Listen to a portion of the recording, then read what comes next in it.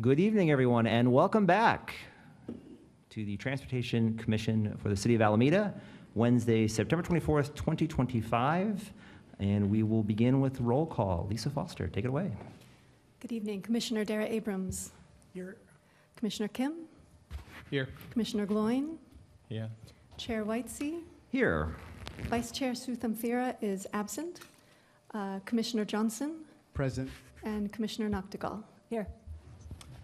Seeing that we have quorum, we will now move to item number 2, agenda changes. Any requested agenda changes? Seeing none, we will move on to item number 3, staff communications. Take it away, Lisa Foster.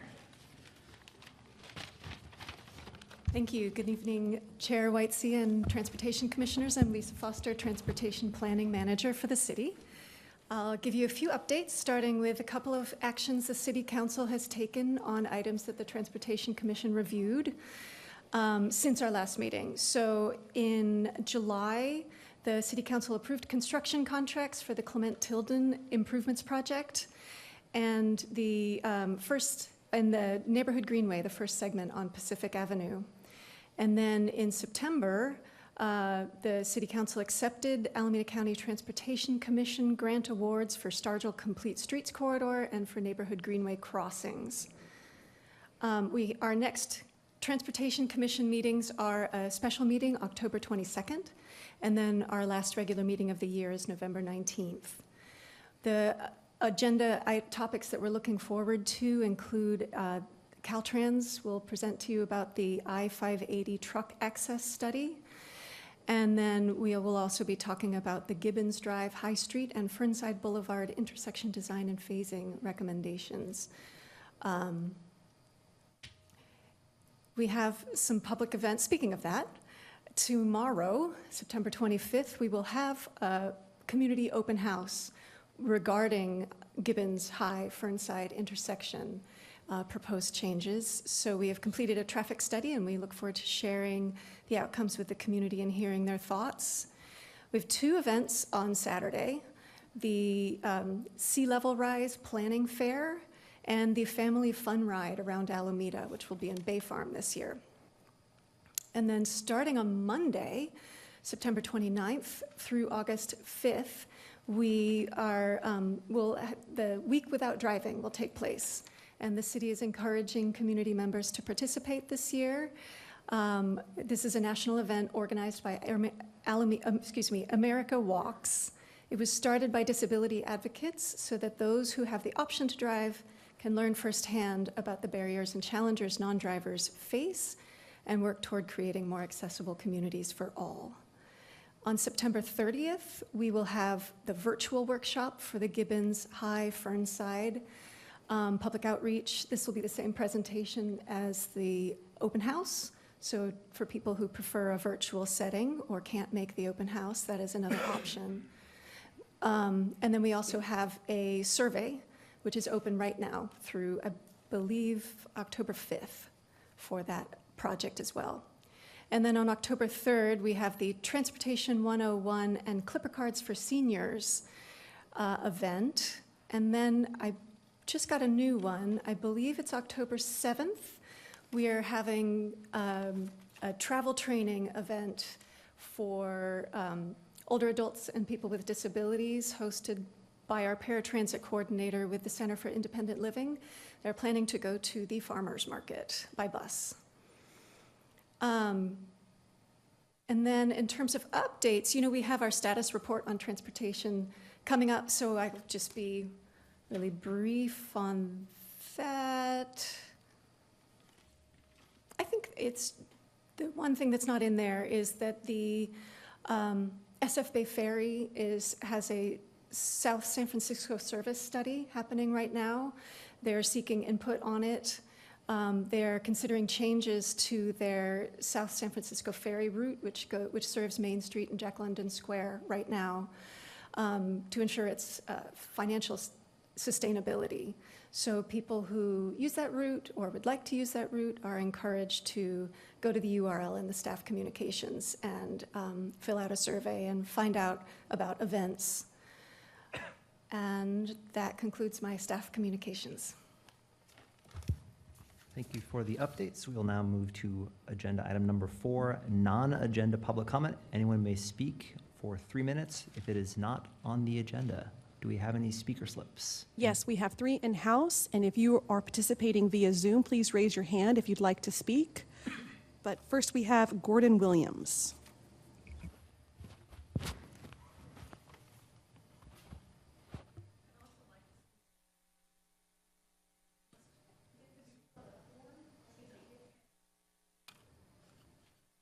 Hi there, and welcome.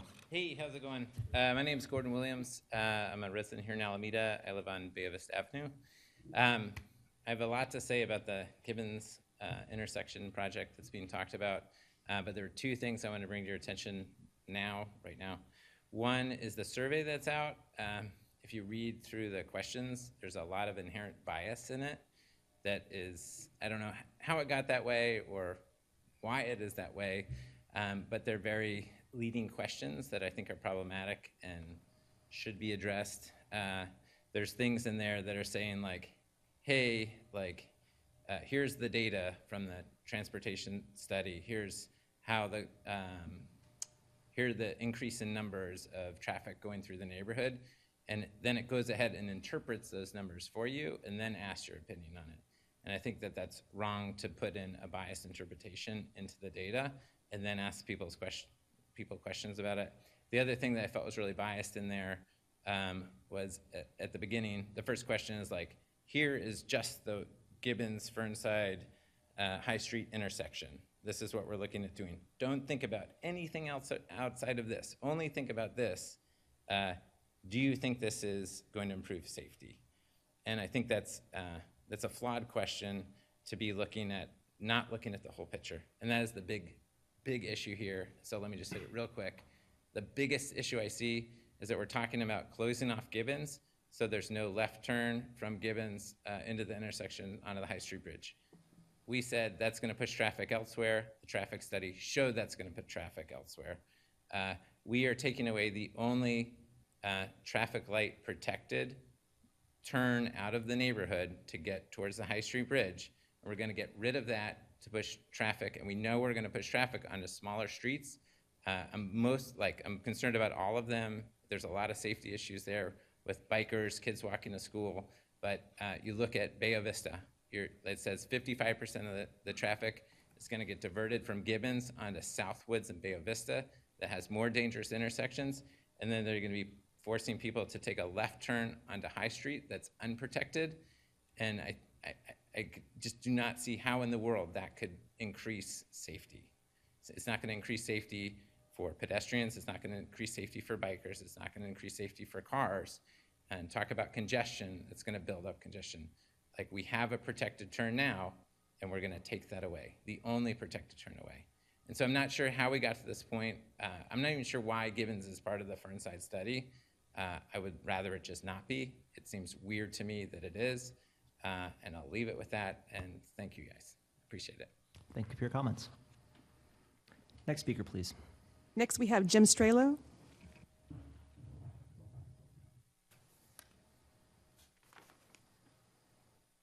Hi, Mr. Strelo, welcome back. Evening, Commissioners. I'm here about, I've said this many times, bike ped laws that are not being enforced or being taught. Since our last meeting, that there's been at least 2 times when a bicyclist that has been in my bike lane, I'm going westbound, they're going eastbound, straight at me, yeah? And that's not safe. Why are they, oh, it's a bike lane. No, it's a bike lane in the wrong direction. So that there's people not being educated, and it's the people, not the the design of the streets, because it's the people that are, not obeying. And there's nothing you can do. You construct, whatever lanes you want, and if they're not going to pay attention, I'm going to have more and more of these incursions. Today, there was a vehicle making a right-hand turn on red where prohibited, and it blocked another vehicle from going forward from entering the intersection on green. My niece bought an e-scooter because other friends got e-scooters at Christmas time for her 9-year-old daughter without educating her. After seeing her daughter not abiding by my education, how to make the right signals, and slow down, say that you're passing on the right ahead of time. Luckily, my niece took the scooter away from her. But how many other parents are going to do that? How many parents don't educate their kids? Oh, here's an e-scooter, have at it. So I'm concerned about Oakland's new e-bike program because Oakland will probably rent to some low income, and I foresee them coming into Alameda. And I just do not see enough education of adults as well as youth about the bike and pedestrian laws, and it's just going to get worse. Thank you. Next speaker, please. Next, we have William Morrison.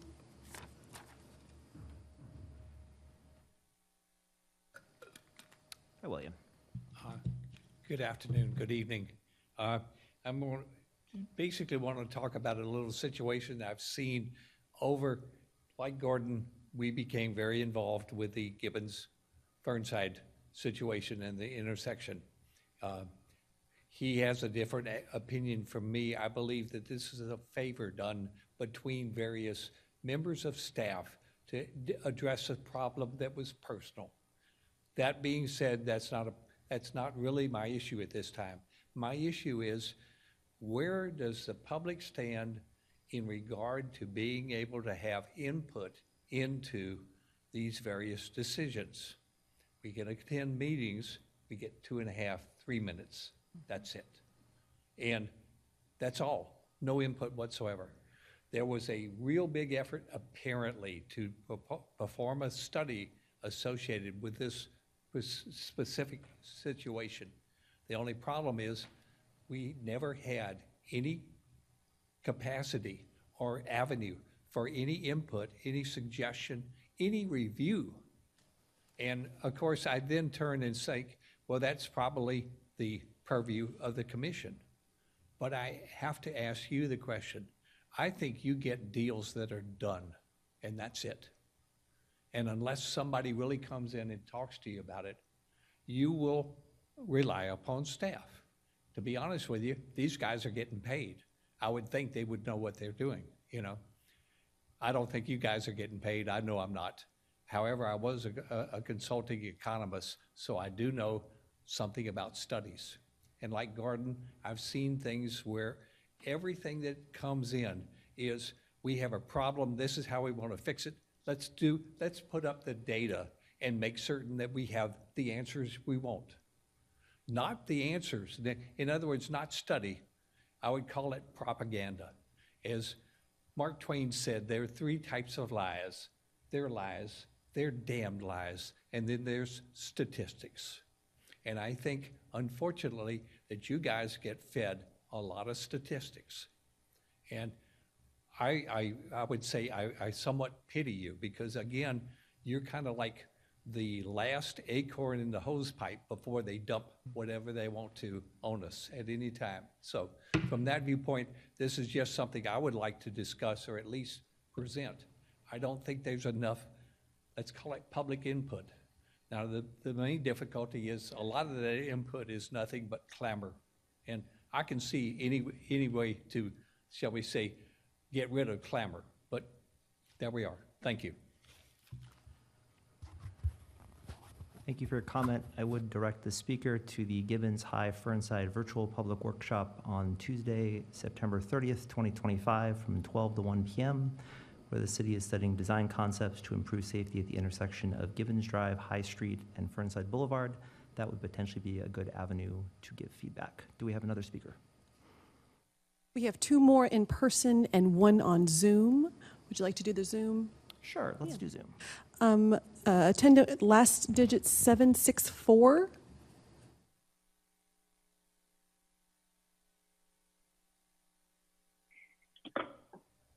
Hello, can you hear me? We can.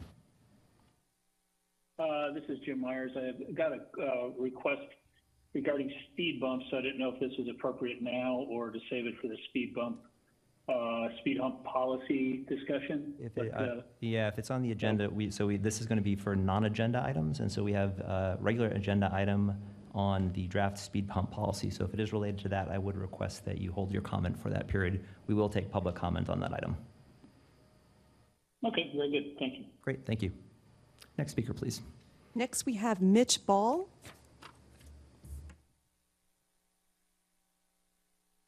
Hi, Mitch. Hi. With construction on the Webster and Posey Tube about to begin, Alameda will likely be facing high traffic congestion in the next few years before the Oakland-Alameda Access Project finishes. I work in between these two tunnels and often pass by the congestion that already exists when I bike to and from work. The city has made meaningful progress in enabling people to use other modes of transportation in recent years, from bike lanes to the water taxi, and vehicle miles traveled have been reducing. However, there are still ways that people are being artificially incentivized to use cars, and the city can end these incentives by simply enabling enforcement of a 30-year-old California state law. For those of you who don't know, park and cash out law has been on the books since 1992, but often goes unenforced, like it is here in Alameda. The intent of this law is to prevent employers from subsidizing car use more than they subsidize any other modes of transportation. This law requires qualifying companies to offer employees who don't drive to work the ability to cash out their parking space and receive cash or alternative transit subsidies instead, equivalent to the cost of parking space. This could be huge for individuals who can't afford to own cars or families who can't afford to own multiple cars. Additionally, for those who currently drive to work but could use other modes, this could be a great incentive to stop contributing to rush hour congestion and road maintenance costs. These people deserve to be properly compensated for the true economic consequences of their decision. Alameda just needs to do two things to enforce this law. Firstly, adopt a financial penalty for businesses that do not comply with this state law. The state law explicitly grants cities the powers to do this. Secondly, change zoning to require that new commercial leases have their parking space unbundled and listed as a separate adjustable line item in the lease. This makes calculation of the cost of parking easy and allows businesses to save money by reducing their parking footprint. Additionally, it also benefits commercial lessors as it allows them to identify land unclaimed by lessees that is prime for infill development in the form of new jobs, homes, and property tax revenues. As you are well aware, we have huge swaths of pavement all over Alameda. Much of this goes unparked and is for all intents and purposes vacant land, but just hasn't been formally recognized as such. Unbundling parking is not a radical policy and is in fact already required of all new residential development in most of California. Alameda can go farther by requiring that all commercial and residential leases in Alameda on development, both new and old, offer only unbundled parking. It's not fair that tenants and employees who don't or can't drive are made to pay for parking that they don't use and don't want. It's a distortion of the market that encourages speculation of effectively vacant land. Unbundling parking and enforcement of parking cash out law reduces car congestion, protects the environment, encourages new development during a housing crisis, doesn't have any high construction costs, and instead actually increases tax revenue and provides financial relief to the city's road maintenance budget, as well as Alamedans who need it the most, and so should be implemented here in Alameda. Thank you. Well timed. Next comment, please. And our last speaker is Marie Kadawaski.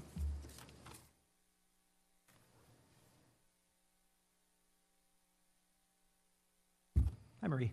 Hi, I'm Marie Katowski. I'm here representing the 300 block of Santa Clara Avenue, which was a slow street.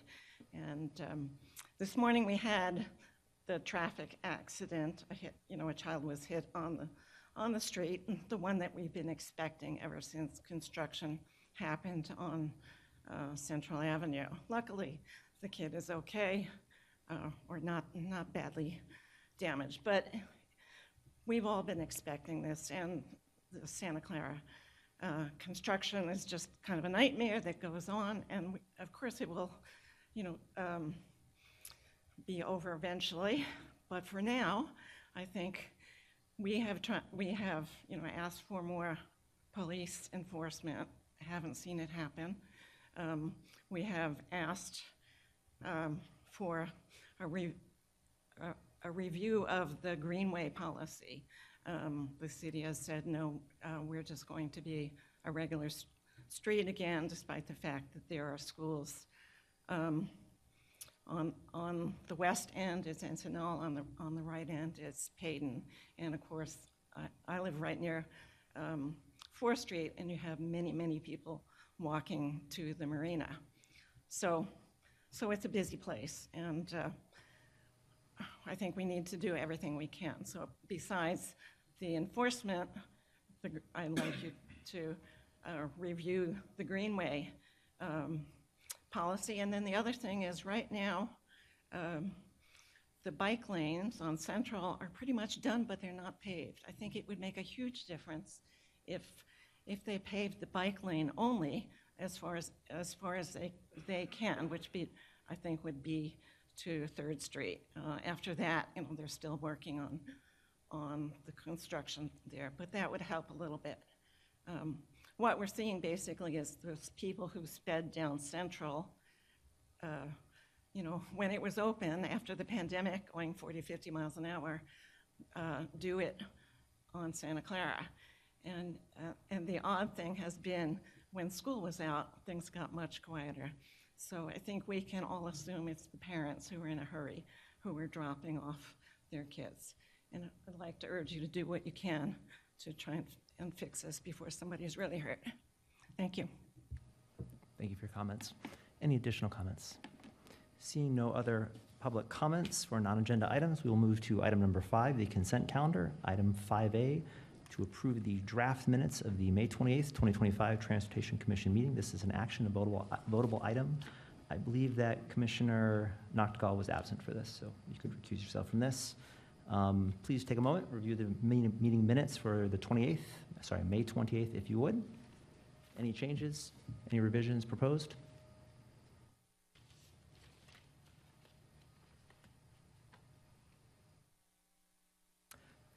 Seeing none, I would move to approve the draft minutes of the May 28th, 2025 Transportation Commission meeting. Do I have a second for that? I'll second. Seconded, and all in favor of the motion, please say aye. Aye. Aye. Any opposed? Motion carries unanimously with 1 abstention. Let's move to item number 6, regular agenda item 6A, review and provide input on the draft citywide speed hump policy. This is a discussion item, but not a voting item, so a discussion item. And I believe we will have a presentation.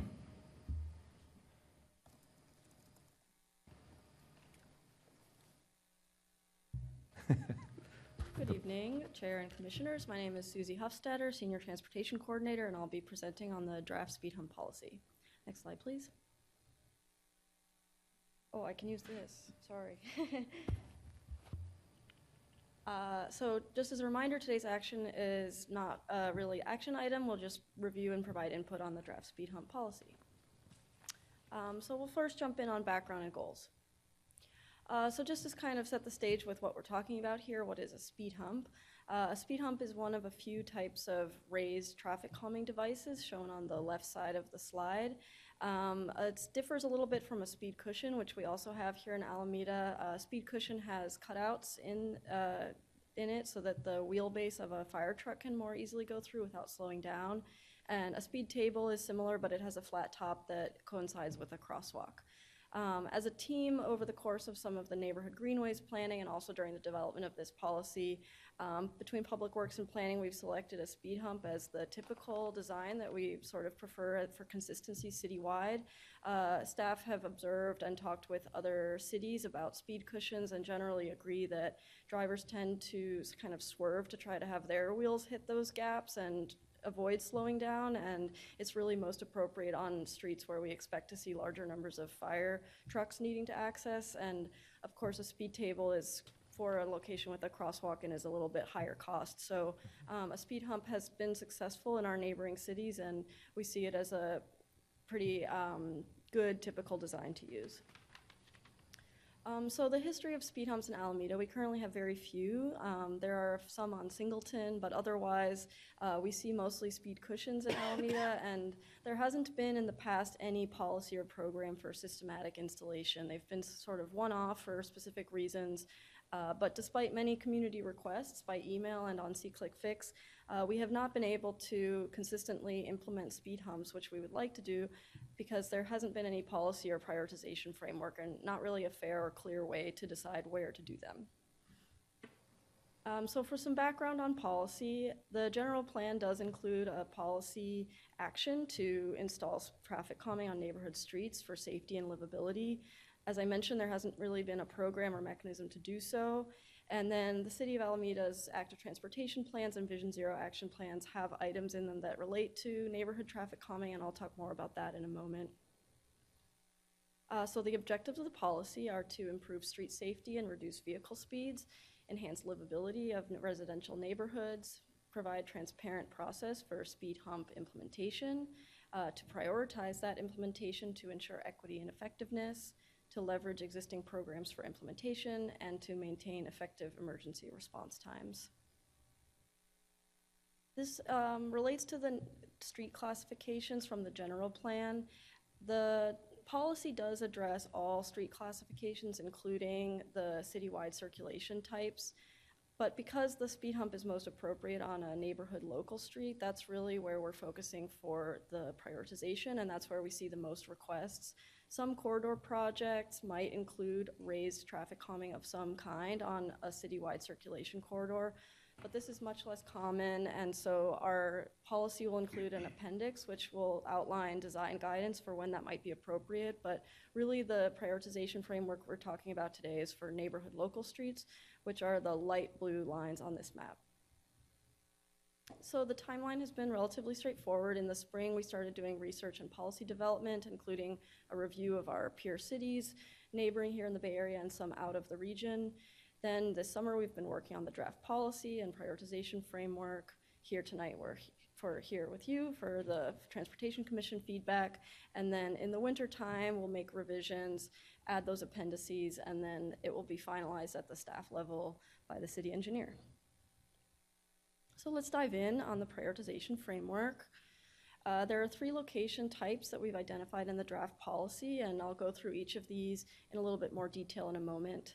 Type 1, plan priority locations, are priorities because of their designation in adopted plans. Type 2, eligible locations are eligible for speed humps but need further prioritization using scoring criteria. And then type 3, ineligible locations do not qualify for speed humps. So one at a time, type 1 plan priority locations are neighborhood greenways, school frontages, high injury corridors, and locations where, if relevant, needed for the fatal crash response program. We don't expect, and of course we don't want that to be the case, but we want that to be in the policy in case needed for some reason. High injury corridors is also not so common for neighborhood local streets. Right now, only Pacific Avenue is the only neighborhood local street that's a high injury corridor, but that analysis for the Vision Zero action plan will get refreshed in the future, and so that's there to preserve the possibility of having more of those corridors there if that's warranted. And I want to mention on the plan priority streets, and I'll go into this more in a little bit, but just because they're plan priorities designated in this way, that doesn't necessarily mean that they would get implemented before the other type. It's more just that they don't need to be scored or prioritized any further once they're kind of meet one of these criteria. So type 2 is the most common type in our city. It's kind of, if you haven't been screened out and you haven't been screened in because of the plans, then your location would get scored and ranked. So those would be based on destinations, access to proximity to destinations, equity need, cut-through risk, and unimpeded length. And I'll talk more about what all of these are in a moment, but that unimpeded length is slightly different from a block length because it's between traffic controls or other types of traffic calming. In the Q&A, I'd be happy to answer more questions about why we don't have speed, volume, and collision history as the primary criteria, but the short version is that collecting speed and volume data is very expensive and can be time-consuming, and we didn't want that to be an impediment to implementing speed humps or moving the process forward. And then collision history on neighborhood local streets is quite sporadic and patterns can be difficult to identify, and so we want to have these as possible data sources but not necessarily primary criteria. Type 3 locations are ineligible. There are actually not too many criteria that we have for ineligibility because we think that most streets in Alameda are kind of similar to each other, but we don't want to be necessarily prioritizing streets with a dead end, very, very short distance between stop controls or other traffic controls, or where the fire department gives us the feedback that it's very critical for their access into the neighborhoods. And it's not listed on the slide, but we also won't be doing any on private streets. So just as a little visual for what we mean when we say unimpeded length, this is essentially distance between traffic controls, and the reason why we're not calling this block length is kind of demonstrated by that horizontal segment where there's a stop control coming in from the side street. But so technically your block is short, but the distance between traffic controls is long. So we see this as an opportunity for drivers to pick up speed. And so the longer that unimpeded length, the sort of higher priority, we would see that as a place for traffic calming. So this is kind of the slide-sized version of the flow chart that's in the policy. Essentially, even though type 3 comes third, that's all kind of the first step is to do that screening of whether it's on a very short length of unimpeded or on a dead end, and that would get screened out. And then from there, the location would be screened for this policy designations, and then those would sort of go into their own special list. And then if they're not one of those either, then they would be placed on a candidate list for prioritization and scoring. So the scoring system is currently under development. We wanted to come here for feedback on the criteria overall before we kind of got way too deep on the methodology here, but this is kind of an example of the types of thresholds we will be setting in the next few months as we refine this. We think that there will actually be a need to do kind of a two-step or two-point system per criterion, because the number of ties would be very many if you had only one threshold. So we'll probably end up having a two-point system, but felt that that was a little bit overcomplicated for discussing today. So we'll just kind of assume that there's a single threshold for a sort of theoretical discussion here. And then cut-through risk is one that we'd like to discuss with you all and hear feedback on. We see this as a vehicular desire line to a destination. So this is kind of like a parallel street to maybe a major corridor that accesses a bridge or a parking area. It's a little bit qualitative, but not all parallel corridors are actually on the desire line because maybe they don't go through, or maybe there's a reason why the permeability to the destination is not really there. And so we would expect that it be within a certain distance and that it's also actually a street that takes you there. So looking forward to your feedback on that. And in general, these are meant to be maybe edited in the future, and we want the policy to allow us to do that so that if there's too many ties or if it's just not working, we can adjust our methodology. But happy to go into more detail with you in the Q&A. And then how would this look in implementation? So again, we'd have these two category lists, and then we would be evaluating these different locations that score high or that are a plan priority. And then there's kind of this additional layer where they have to be feasible. So there's a few different aspects that would get assessed at that point once we're doing project development. And that would be primarily outlined in our forthcoming design guidance. But this is things like it can't be too close to driveways and drainage inlets and things like that. And sometimes a block just doesn't have a particularly good location for a speed hump because of those factors. So that's kind of that piece. And of course, funding is very limited. We don't have a specialized program for this, and so part of the goal is to create a prioritization framework so that when that funding is available, we've got some locations to implement. So what are those project opportunities? As I mentioned, we don't have a dedicated program, so right now this policy is really meant to slot into other programs. I'll talk more in a moment about the paving project, but there's also dedicated programs like neighborhood greenways or the Safe for Us to School infrastructure. So some of those plan priorities would also have their own projects. And then we have the street safety CIP. So that's a funding source that's really meant for the fatal crash response program and some of the Vision Zero safety projects. It could be a potential funding source for speed humps as well. And then just a general consideration is that the money that we might spend on speed humps means that that's money that we don't have for maybe crossing enhancements on a larger street that might have higher traffic. So it's all kind of trade-offs, and we want to be doing more speed humps, and we also want to be doing safety enhancements on high injury corridors. So that's another point for discussion as well. So each year with the paving, what we'd like to see is to have both of these types, type 1 plan priority and type 2 eligible candidate lists kind of reviewed against our paving segments, and really using available funding to identify how many we think we can reasonably implement in a year.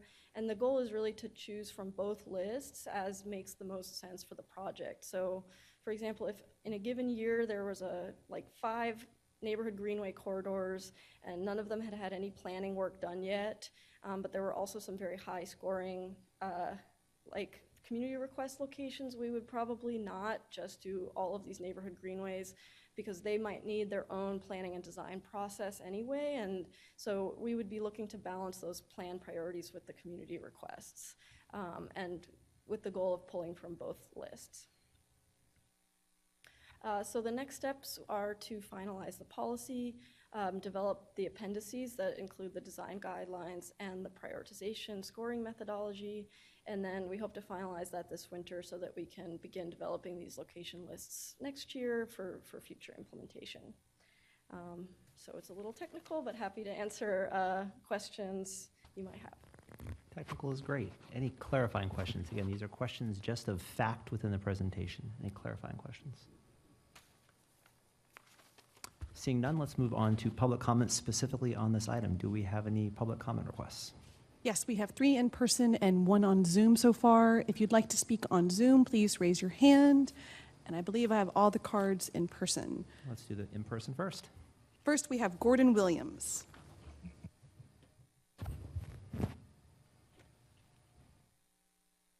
Hi, Gordon. Hey, thanks again. And that was a great presentation. I've been an Alameda resident for 15 years.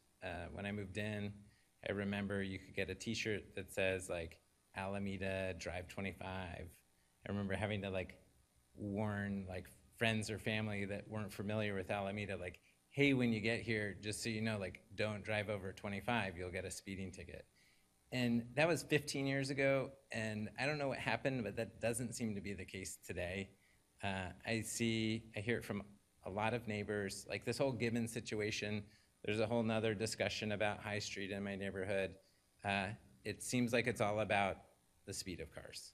And so it seems like this tool of the speed humps, or I don't know what it's called when there's the space in between cushions. I'm not sure if the cushions fit in this or not, but that seems like a great tool that we can use in addition to better enforcement to slow people down. So I'm very much in favor of this. This is something with the Gibbons situation that we've been suggesting as an alternative. It doesn't seem to get any traction for some reason, and maybe it's because we didn't have a policy on it. And so maybe having this policy approved would make that easier. Like the whole concept, I gotta hit on the Gibbons thing again, is like, if we like cut off the head of the Hydra, right, in mythology, 2 more heads sprout out, right? If we shut off Gibbons, we're gonna push traffic onto other streets. That's what that traffic study says. People are not gonna slow down. I heard this like ridiculous comment from somebody in the March board meeting that was with the city that said like, oh, well, people will push traffic onto other streets, smaller streets, yeah, but they'll have to slow down because it's more narrow. That's really wishful thinking. I wish that were the case, but having like these speed humps out there could actually slow people down. And instead of cutting off the head of the Hydra, the traffic Hydra over on Gibbons, just put in speed humps, or even a stop sign, I think could go a long way. But I very much support this. I think it's a great idea, and I'll yield the rest of my time. Thank you. Thank you for your comment. Next speaker, please. Next on Zoom, we have Denise Trepanier. Hi, Denise. Hi, sorry. Thanks, commissioners. My name is Denise Trepanier, and I'm the board president for Bike Walking Alameda, and thanks for the opportunity to speak on this today. It seems like very detail-oriented and mundane, but I think, as you all know, this is Alameda, and people will care very, very deeply about this once implementation starts. So appreciate the opportunity to talk about this. And I also want to thank staff for their work on this policy. With hopefully more and more slow street conversions to greenways in the very near future, there's going to be a lot of conversation and feedback about their implementations. And I think having this clear prioritization in place that we've discussed and endorsed as a community will help with that. So I guess we don't often get to have these proactive conversations around stuff we know that's going to be contentious, so appreciate that. I really have no input on what staff's presented so far and fully endorse their work, and hope you will as well. And we're about to get some firsthand experience with this as well. Staff, I think we're getting ready to implement this on Pacific in the relatively near future, so we're going to get some direct feedback on how these are working. I expect that we're doing some monitoring and traffic in the preconditions so we can monitor their effectiveness in meeting our goals around volume and speeds on our safe street networks. My only apprehension, and it's a slight one, and it's only about the design, not the policy, is that my understanding is that we will not have cut-throughs for cyclists as we currently do on Bayview.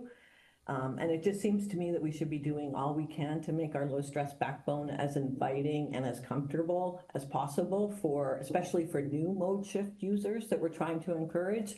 But I'm very curious, I'm hoping we'll get that feedback before we move too far forward with Appendix A, which is about the implementation. So yeah, again, just want to thank staff for this work. Again, I think it'll be a really important conversation to have on what we're doing, where, when, and why. Maybe we'll even get some staff to do some PR around this. Like I said, it seems mundane, but I think this is something that you'll be surprised about how much feedback you'll get on this. So thank you for starting the conversation, and I'll yield the rest of my time. Thank you. Thank you for your comment. Any additional speakers on Zoom? We have 3 more on Zoom and 2 in person. Why don't we roll Zoom for a little while? Next, we have Carl Mijet. Hi there, can folks hear me? We can, Carl. Hi everyone, my name is Carl Majet. It's actually my first time being in this meeting. Thank you to those who just told me about it a day or two ago. Thank you, Stuti. I think the structured framework for how to implement this is fantastic. We live in the Bayport neighborhood. It's a neighborhood with lots of young kids. Kids ride their bikes. We're trying to load our kids in the car in the morning to get going. And it's just really helpful to know that maybe this Coral C Street will be safer in some near future. My only question is, we're a fairly increasingly organized community here. Is there any way for the community to help or make this happen? So this is typically not a Q&A, just a 3-minute period where you can give your statement. Oh, well, that's what happens, I guess, when you do this for the first time. You're doing great. Keep going. Next time I'll embarrass myself in person. Then I'll just say I'll throw my support. Really happy about this, and thank you for the invitation to join. Thank you for your comment, and please do come again. Next speaker on Zoom, please. Next, we have the caller, last 3 digits, 764. Hi there, 764. Hi, this is Jim Myers again. Wanted to thank you again for the opportunity to speak to you and commend staff and the commission on the draft policy. It sounds really well put together. I wanted to draw your attention to Garden Road on Bay Farm Island. This is a shortcut, a cut through for the draft policy between McCartney and Island Drive. So it's a short little street that is between, if you know where the Catholic Church is on McCartney and Safeway is on Island Drive. It's this little short street in between there. And folks take that street to avoid going by Starbucks on the corner there. And so they reach speeds of 50, 60 miles an hour sometimes. So coming out of your driveway, kids going to school, it's quite dangerous. So I would request that for the policy that this street be one that you look at. And seems, that might be in the eligible category with additional scoring criteria. So I really appreciate the opportunity to bring it to your attention. And with the policy you have now, hopefully something will some speed humps will be added to that street for increased safety if it meets the criteria. So I wanted to thank you for that. Thank you for your comment. Last speaker on Zoom, I believe. We have 2 more still. Two more, excuse me. Zhao Wang.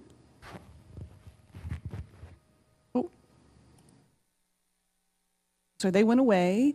And next we have Karen Bay.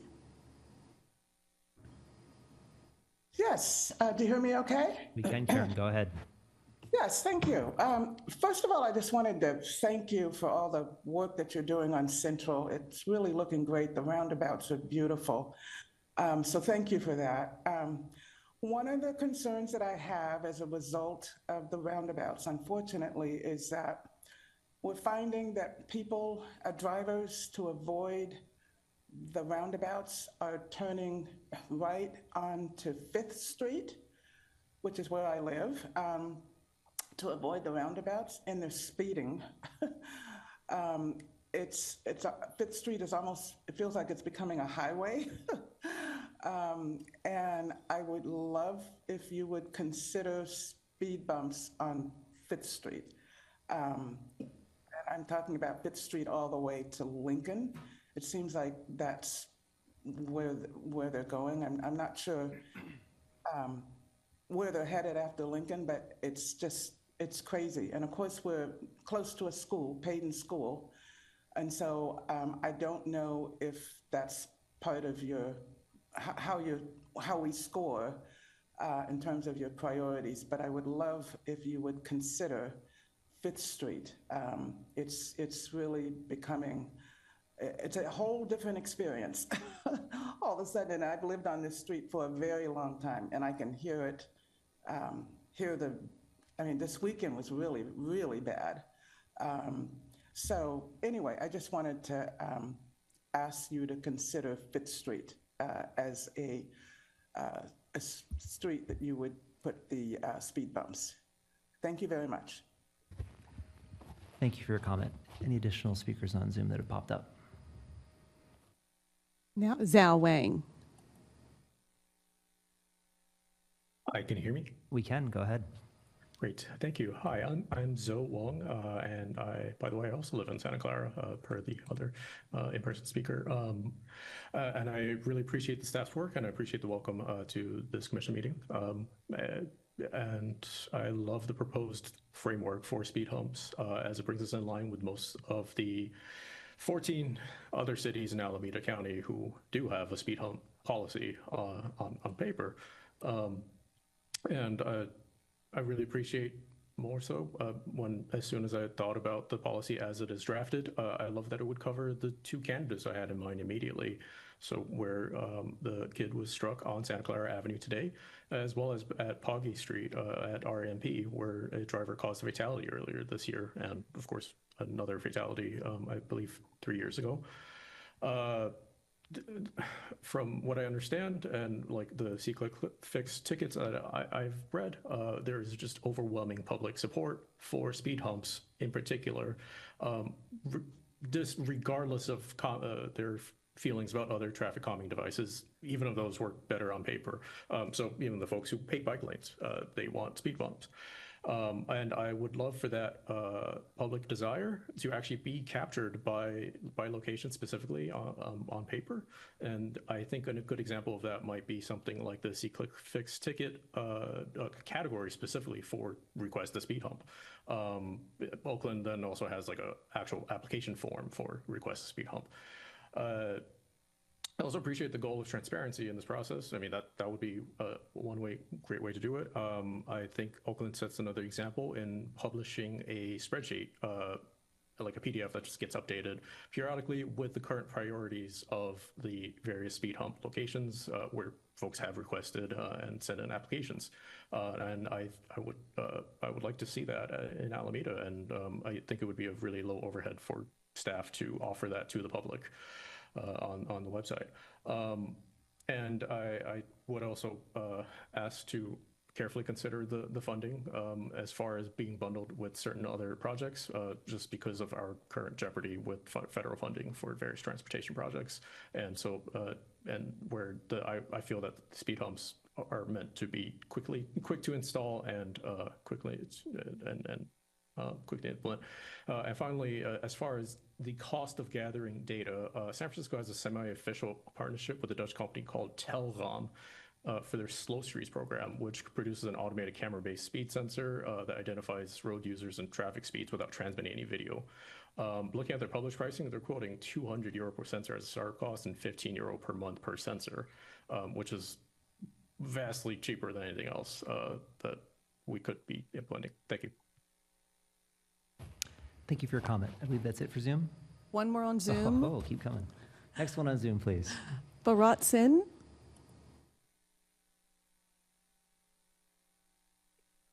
Good evening. Thank you for the opportunity to speak.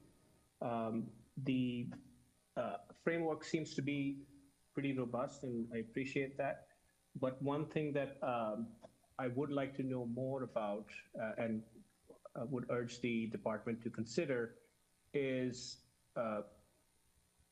looking at alternatives that are there that actually reduce the speed by design rather than intervention. So areas where you could look at narrowing down the streets. We also consider, I live on Bay Farm. It's fairly, quiet as such, but the streets are so wide that you do see vehicles speeding by through neighborhood streets, and it's always, I scratch my head, is why is it so wide out here? So I would like to also see in that in the framework some sort of a understanding of where streets are too wide, what can be done in order to reduce that width, either we're using some tactical urban interventions along with speed bumps, but also speed bumps not being the be all and end all, but there should be an actual plan post this framework to actually narrow down those streets so that they are genuinely safe streets for everyone. Thank you. Thank you for your comment. Do I dare ask, are there any more speakers on Zoom? That is all on Zoom. And next we have Jim Strela. And thank you to the robust conversation virtually. Appreciate everyone attending in person. Hi, Jim. Commissioners and staff, what are the minimums to be met before implementing such speed bumps? I.e. that you can install devices that temporarily measure the speed, says speed limit is, your speed is so-and-so, and does it have to exceed 10 miles an hour above or 6 miles an hour above before, and then you have X number of traffic tickets issued before then considering that a speed hump is needed. Instead, there are cities that are authorizing the speed cameras. Alameda should first adopt a speed camera policy and install on such troublesome streets before considering the speed humps. Why? Your presentation slide stated that we're not going to collect stats and data. I consider that criminal. That allows for biased because we, the city, says so planning. Last year I saw the city planning speed bumps for Versailles. I asked the city, did you notify the residents near the city's planned location? No. Did these residents ask for it to be installed in front of their homes? No. Such humps make or increase the noise 24 hours a day in front of people's houses. So when on your slide it says, does enhance livability, I say it does not enhance livability for those that live right where the humps are installed. That's a misleading statement in your presentation. The misuse of choosing where to install speed humps as a retaliatory method can target citizens who argue against the city on certain policies. You should always, and then that's enough on that. You should always have a cut through for bicyclists. For 50 years, I've been going to Lincoln Park through Fernside, and there are bumps, speed humps already there, been there for as long as I've been around, to slow down cars. But I'm on a bicycle, and there's no cars coming, from Encinal, from Fernside into the park. And I, as a bicyclist, have to slow down from 8 miles an hour to maybe 3 miles an hour, and there are no vehicles around at all. So there should be cut-throughs for bicyclists, because where they exist and that there's no traffic at all, it is quite a hassle It slows down a bicyclist for no reason whatsoever. Thank you. Thank you, Mr. Strelo. Next speaker in person, please. Yes, this is our last in speaker, and then I've just been informed there's one more on Zoom. Okay. So William B. Morrison.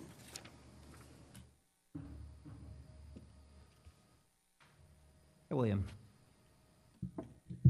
I had the opportunity to look at everything associated with this proposal, read through everything. And the one thing that I have a particular difficulty with is that everything seems to stop at the city engineer. And he makes the decision. I would think that review by this commission or something like that should be part of the procedure. Or at least, let's say, a method set up for, shall we say, challenge or, a request for redress or re-examination. I don't see that in there, and I think it should be something in there. Again, this goes back to my theme about who's running the city, or who makes the decisions, or who provides the data that we work from. The other thing I find myself unbelievably in agreement with is Bike Walk Alameda. I kind of feel like these guys are really big on bikes and walking, and they'd rather everybody that have a car die in them. That's their attitude as best I see. They go about limiting road sides, everything along that line. But at the same time, speed bumps offer what I call instant summary judgment. You go too fast, you pay for it. And that, I think, makes a real big difference. It solves the difficulty of police enforcement, which unfortunately runs into even more budget difficulties. I guess the only other thing I can say is there's a degree of concern over how much everything costs. And I'm just got to thinking, and a pothole is kind of like a poor man's speed bump, so if you want to go through on your paving program, you can pick spots where you don't have enough for, speed bumps. Let's go ahead and leave the potholes for a while, But that's kind of like anarchistic, so I'll stop and not go any further. At the same time, the policy really does come into a need, and it's good to see. And my basic thing is, I kind of follow anybody else who likes speed cushions as opposed to speed bumps. Thank you. Thank you for your creative budget solutions. Next speaker on Zoom, please. And our last speaker, they're phoning in. Last number is 271.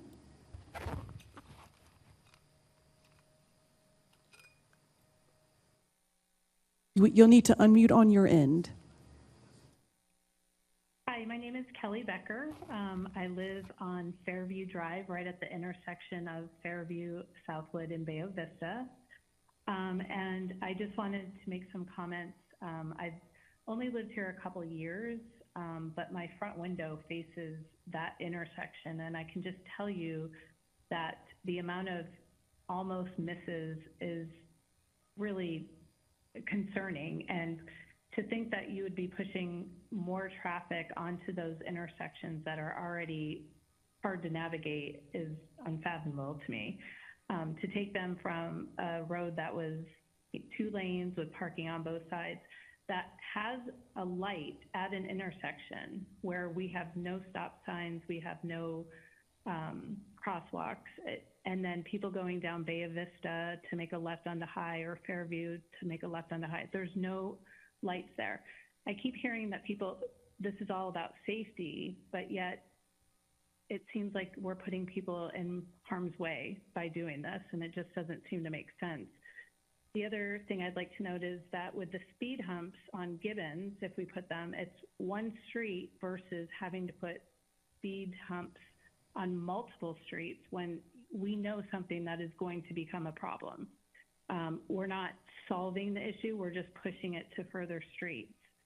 And, with a limited budget, why would we not correct the one street versus all of these other small, narrower streets? That I don't have children, but I sit here and I see so many families biking, walking to Edison, going the other way to Lincoln.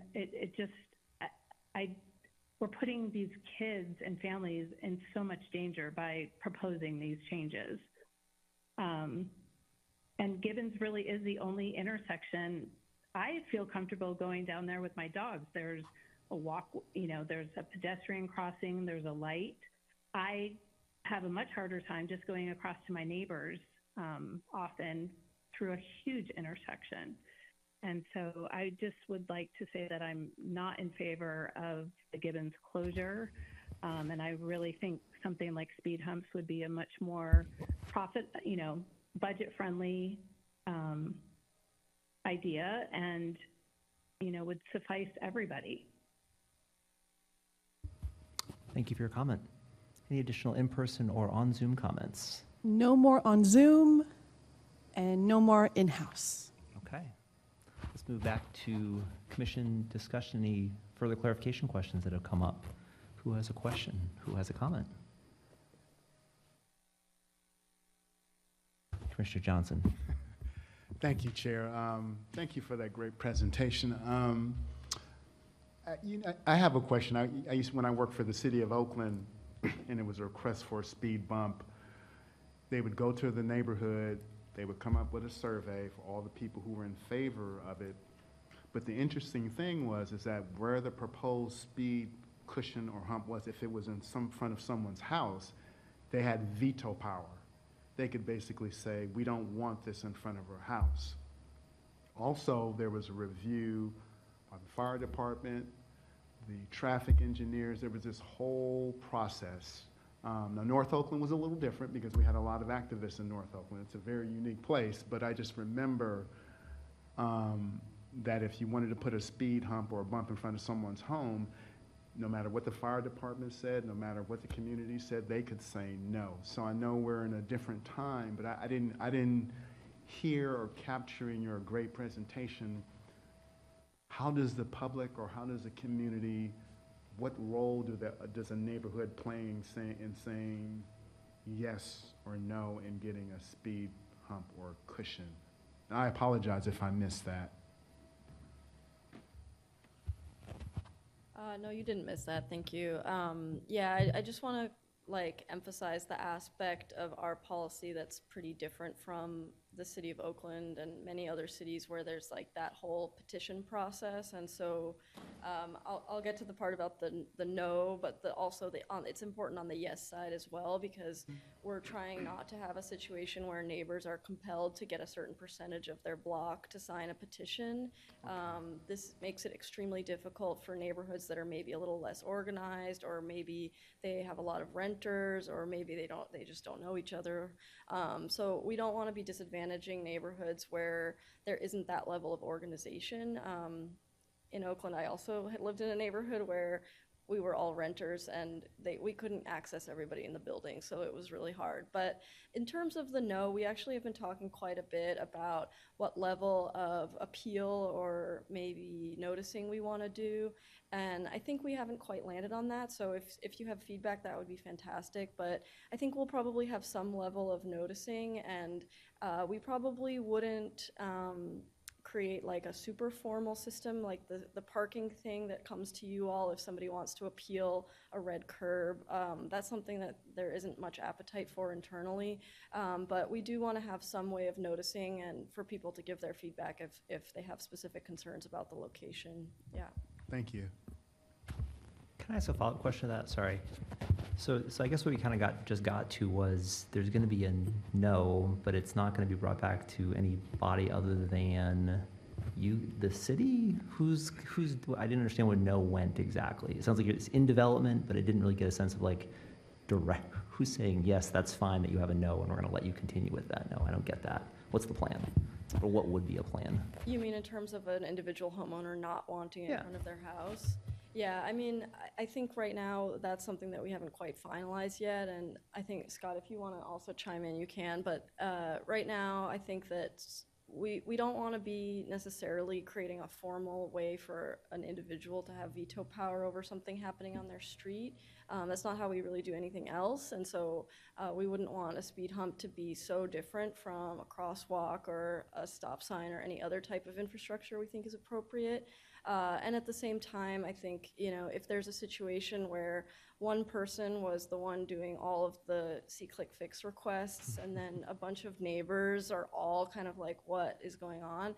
We would probably want to revisit that, but it's walking a fine line in terms of sort of engineering appropriateness versus community feedback, and the community input is one piece of it, and it's not all of it. So for example, like a school or any of these other metrics where we think there's a safety and livability need, we don't want it to just be like a popularity contest only. So it's balancing act there, but in summary, no, we don't have a formal plan yet, and we definitely will be adding that piece in.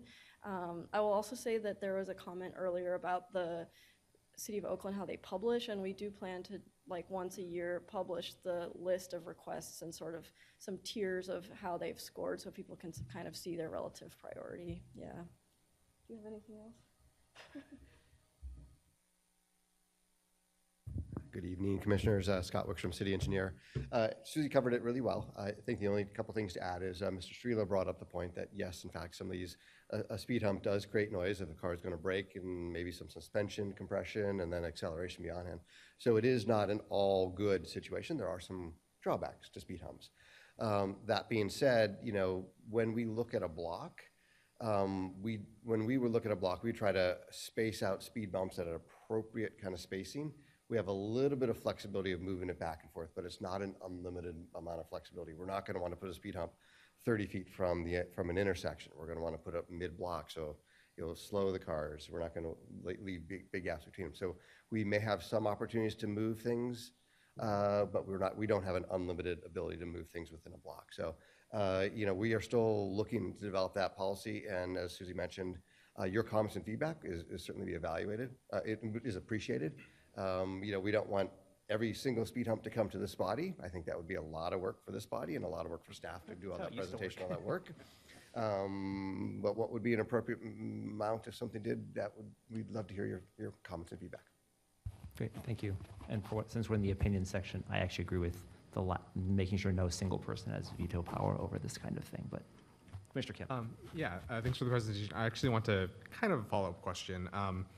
Because it seems like there's these kind of two sets of what's eligible. Like, so there's the priority and then there's what's eligible.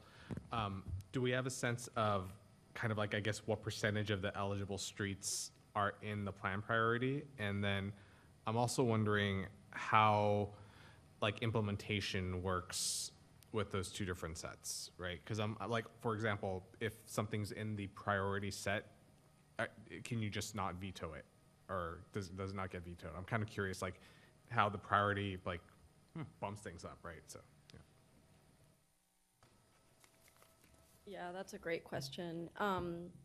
So the plan priority, so like neighborhood greenways and school frontages, is your question kind of how many of the community requests are also those? Well, I guess the first one would be like, so there's like, we'll say like number of miles of eligible streets in Alameda, right? Like, so how many miles of that is in the priority set? I actually don't know that number off the top of my head. I think it's a decent amount, though. I mean, the neighborhood greenway network is pretty extensive, and that's kind of the primary place where we get lots of mileage. Mm-hmm. What we're hoping for is that there are some responses to community requests and construction to community requests moving forward. And so we didn't want to have the policy say only the plan priorities are going to be done first. That would be extremely expensive and take many years to do.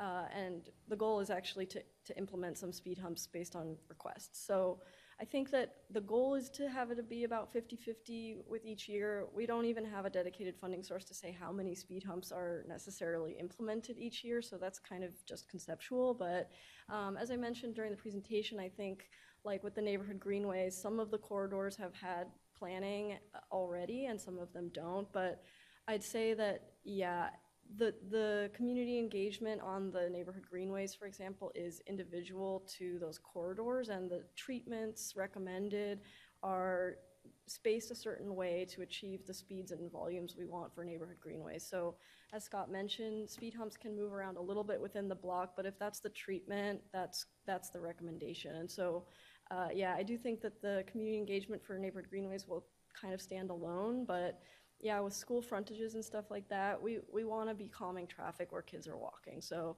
I would say the policy is intended to sort of set those as priorities and not give too much ability to kind of throw it out. Yeah.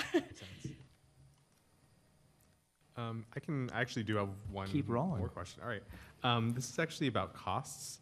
I'm just kind of curious, you don't have to tell me the actual cost of a speed bump, but I'm kind of wondering if it's aligned with like the pavement plan. Is it like a very marginal cost to add these speed bumps? Is it more expensive than you think? Like, does it feel like there's only a limited number of speed bumps we could put in a city each year? And then I was also wondering about the maintenance cost of speed bumps versus speed cushions, if there's any like difference there. I would say the cost is not marginal. It's in the range of about $10,000 per each just for the construction. And we always are planning our paving program to kind of maximize the amount of segments where we can do our asset management and rehabilitation for our corridors. So in that sense, there's almost no marginal wiggle room in the paving program because there's always a trade-off of where we can't pave if we do that. So that's why we've been sort of thinking of it in terms of the paving program is the bucket or container for implementation, and then the expectation is that there would be some supplemental funding. And yeah, I mean, a dedicated program would require council action, and that doesn't exist right now. But as far as maintenance for the different types of treatments, I don't know that there's a big difference. There might be a little bit of difference, but Scott can. Sure, I'll be happy to answer a couple questions about cost. So we have a couple different types of speed humps, speed cushions. The speed humps that are built out of asphalt, we got pricing recently, and Susie mentioned about $10,000. I think it was $11,000 per. But then you got to factor in some signage and some other stuff and some mobilization costs that get factored in. So I tend to look at close to like about a $15,000 to $18,000 per. The rubberized speed cushions that we had installed, so we have some of those on Bayview, and then we also have a few that we recently installed on Orion north of West Midway. Those ones are actually more expensive than the asphalt speed humps. Those are pushing in the order of $25,000 per installation. We also believe that the asphalt speed humps will last longer than the bolted down rubber ones. At a certain point, the rubber will degrade, but it's really more the bolting to the asphalt and the impact of that over time that we're looking at that. So we'd assume that these things should last the same length as what we assume our pavement life is, 20 years. And when we repave, they would presumably just be ground out and put back in their same locations. Great. Great. Thank you. Good questions. Alicia, go ahead. Thank you. So thank you for the presentation. It really, it helped to clarify. I do appreciate there being a policy for this and a framework. I think it's important to be mindful about it. I also appreciated the fact that you've flagged that most would fit into the type 2, because when I was originally reading it and I was looking at type 1, I was starting to feel like I had a Venn diagram that was like this. So here's this and there's this, and they weren't really coming together except for neighborhood greenways, because neighborhood greenways are an obvious fit. Because otherwise, because it's focusing on the neighborhood streets, the neighborhood local streets, there's thankfully, in a lot of ways, the Venn diagram doesn't come together as much. However, then when I started to look a bit more at type 2 and wanted to understand it better, I hit a bit of a wall because you don't have the prioritization yet. And I know you flagged that you wanted to get feedback on it, on this policy first. However, that made it harder for me to better understand the policy and how it could actually be implemented because that wasn't in existence yet. And then I was concerned because building on cost, if this is going to pull from major projects, and most of the major projects we have aren't on neighborhood local streets, except for the pavement, and we know that pavement doesn't have a lot of money, I kind of hit a wall like, well, okay, are we going to have a policy that can't actually get implemented because there's no funding? So just being mindful of all of that so that we have a policy, we have a framework, and we can actually get speed bumps in the places that make sense to have them, and have a noticing and notification. I think that's a great idea as well, so that folks know once they actually are put into a plan of action and there is funding for them. I feel like this is several years down the road, but once you actually get there, you can let folks know, hey, this is what's coming down the pike for you. Unless, of course, you're in a neighborhood greenway, and that's a different story. So those are my thoughts. It's complex. Generally, this speaks to it really well. I think it makes sense to have a policy and framework, but there are a few areas that feel a little bit uncertain and some wrinkles that need to be ironed out. Thank you, Commissioner Notgall. Go ahead. Thank you. So I have two questions. The first one is, I think, as a couple of people have mentioned, speed humps are not necessarily without any downsides. And I think in an ideal world, we would be able to reduce traffic speeds without having to implement speed humps. And so my first question is, we've talked purely about the policy for these speed humps today. I'd like to understand how this fits into the larger city policy on traffic calming in general, because obviously there are other ways to reduce speed, other other methods, different types of road design and lane widths and all sorts of things. So I'm conscious that perhaps speed humps are relatively inexpensive relative to certain other things that could be done, but I'm interested to know how we're thinking about this specific policy in the sort of larger context of other interventions that the city could do, perhaps also even within the sort of paving projects that we talk about, and how sort of speed humps fit within other possible interventions.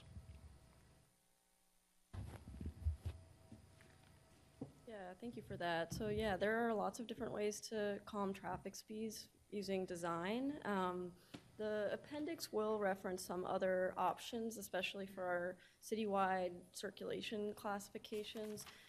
And a lot of the time, we're doing traffic calming on major corridors using lane narrowing, road diets, curb extensions, that kind of thing. There are also other types of traffic calming that are more appropriate for neighborhood local streets. Sometimes there's toolboxes that include things like chicanes, which kind of moves the lane over and back. On neighborhood greenways, we're going to be using neighborhood traffic circles and that kind of thing. I think there is a desire to, in the future, develop a more sort of diverse toolbox. One of the reasons why we're focused on speed humps right now is that we've developed a sort of typical engineering design for the Neighborhood Greenways project. We also receive a lot of very specific requests, and we know from neighboring communities that speed humps are effective. And so we really wanted to take this typical design sheet that we have and be able to say, okay, yes, now we have a way that we can actually implement these without needing to kind of do like a more complex sort of treatment selection process and that kind of thing, especially since neighborhood local streets in Alameda are so, especially on the main island where it's a grid, they're very, very similar to each other in width and character. And so there was an interest in having a kind of consistent treatment and just sort of creating a relatively simple prioritization scheme for those. But yeah, there are many other treatments. We do use them on neighborhood greenways. During paving, we very frequently will do painted bulb outs and other types of crosswalk enhancements, that kind of thing. So there are other treatments, and this is really focused on helping channel that community desire along with the effectiveness to be able to kind of put that into action.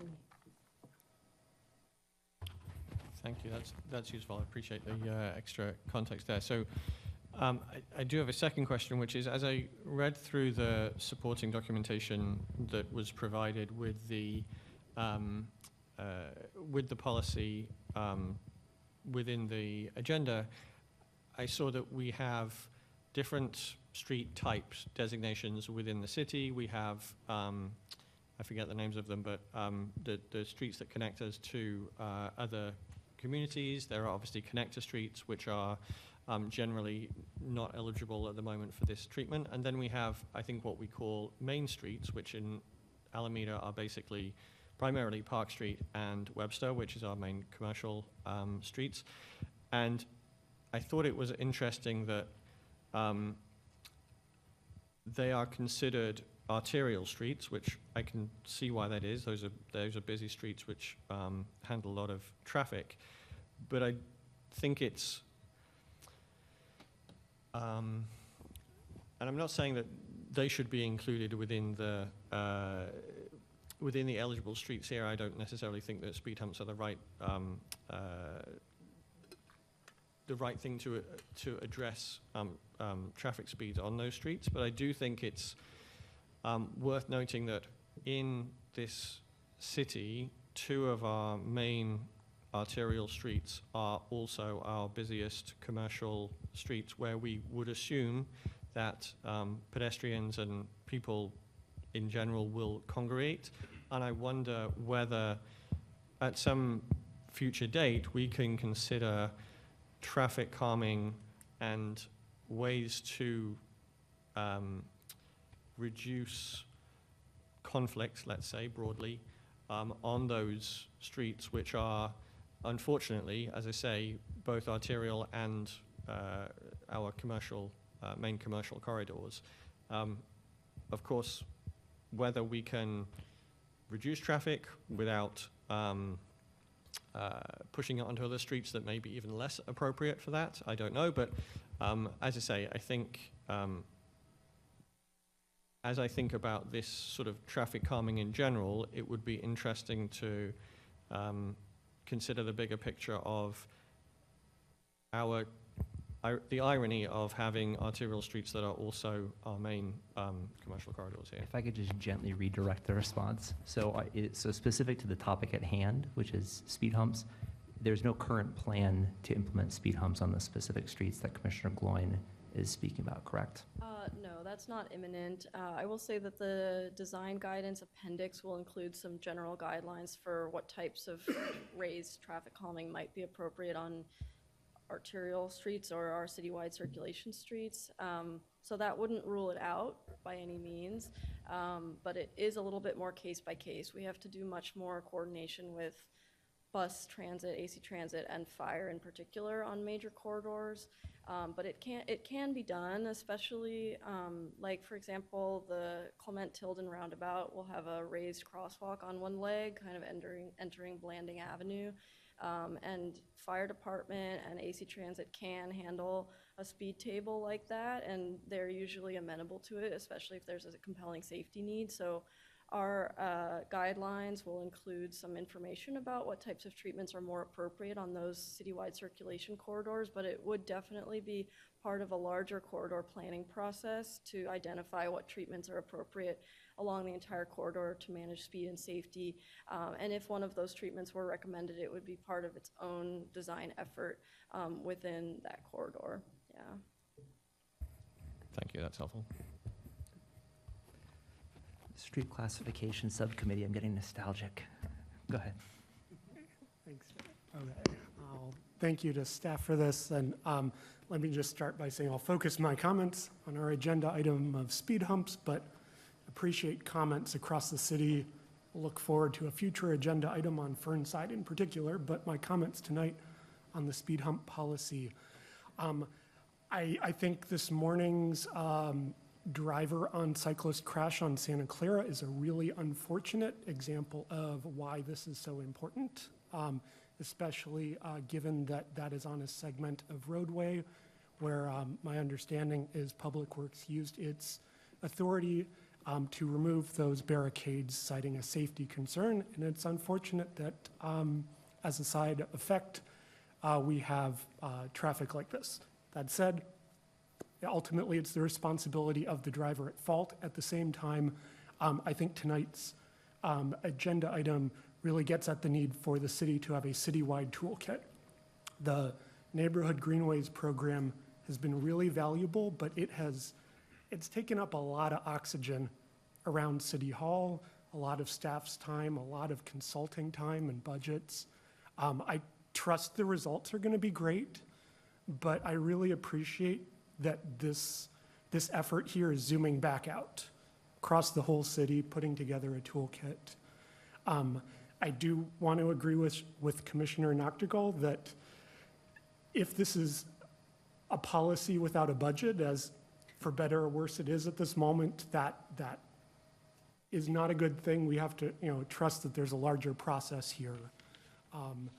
But putting in place a policy so that it can be used with the annual pavings, so this is a hypothetical, but maybe if something like this had been in place, staff might have had some more options when choosing to remove barricades. I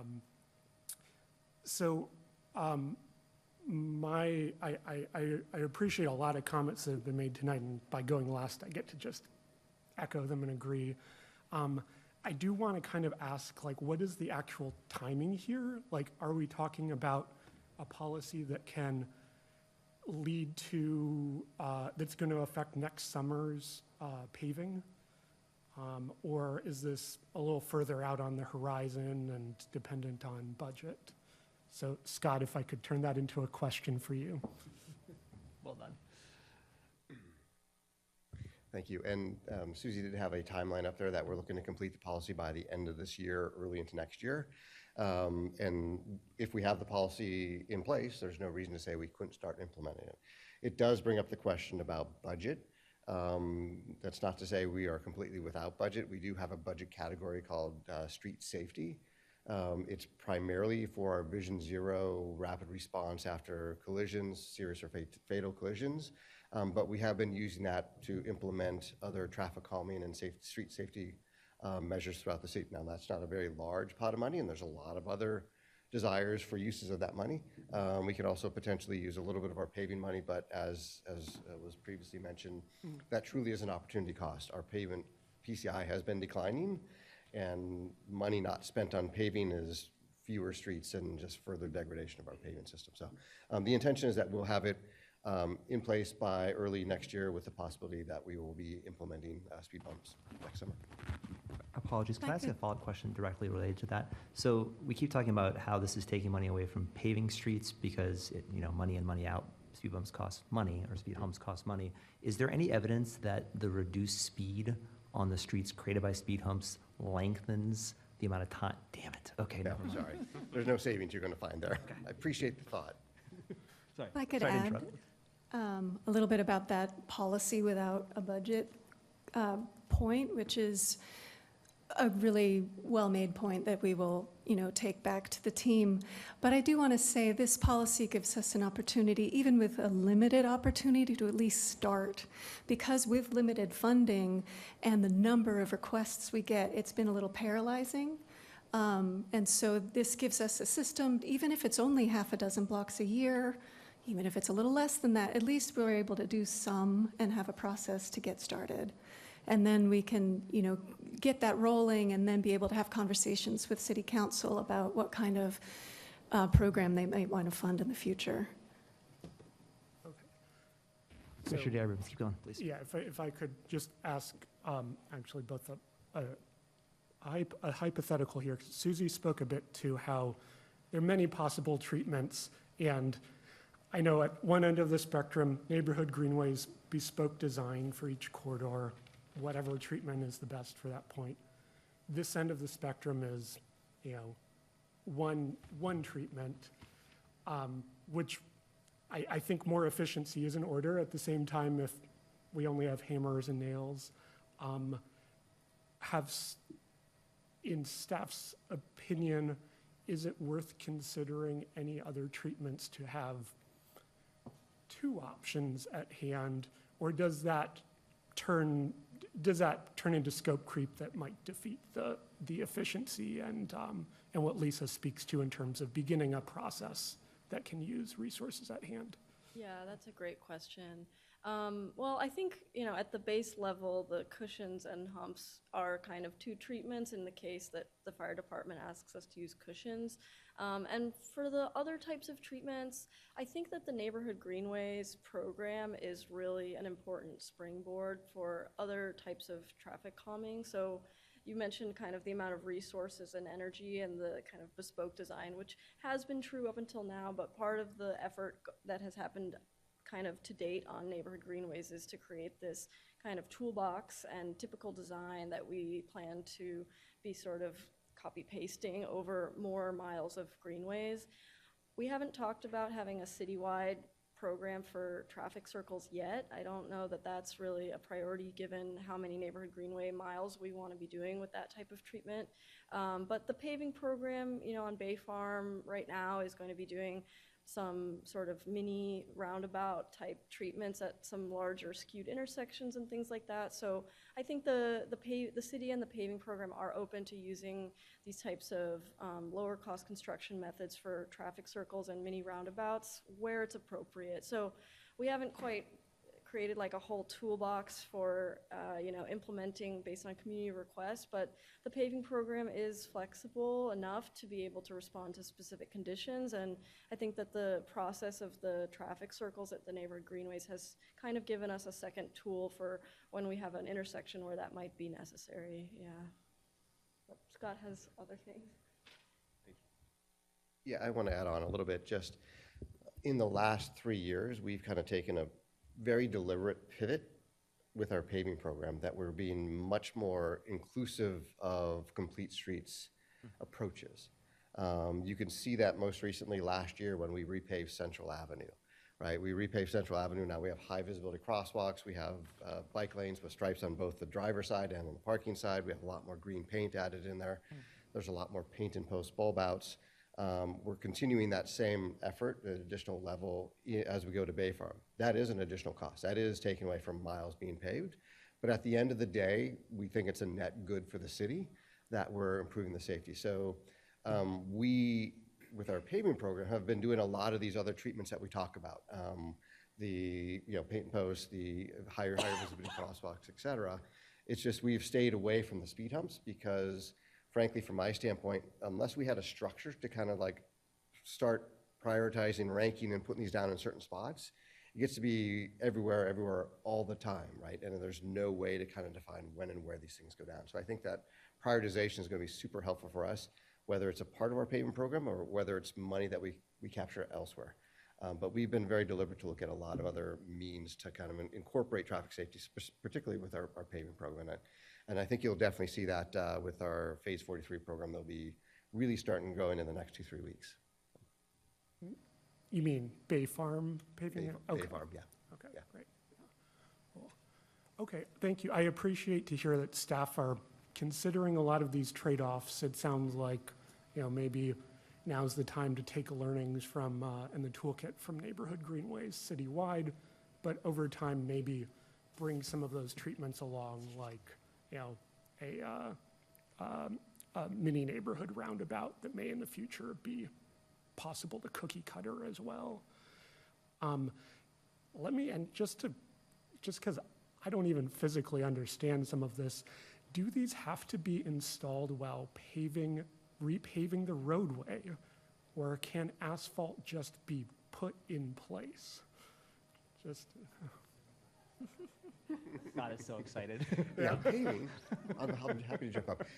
They do not have to be placed on new paving. So what they will do is these things are going to be about 14 foot wide. They grind down about 2 inches on either end, and then they basically pave in there. So it doesn't thin down to nothing. It basically has a nice 2-inch edge, and they could build it on older asphalt.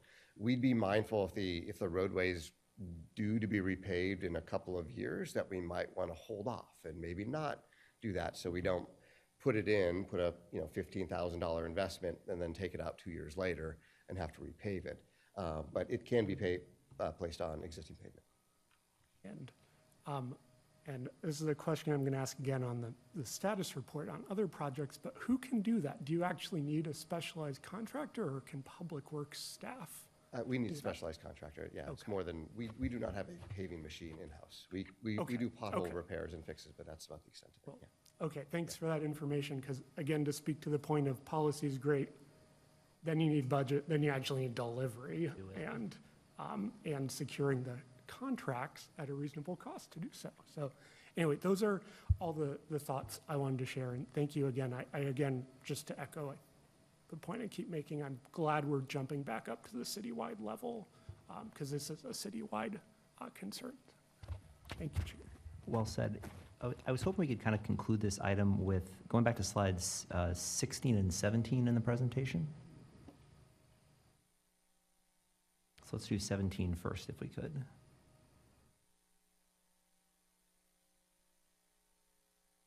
Type 2 draft scoring methodology.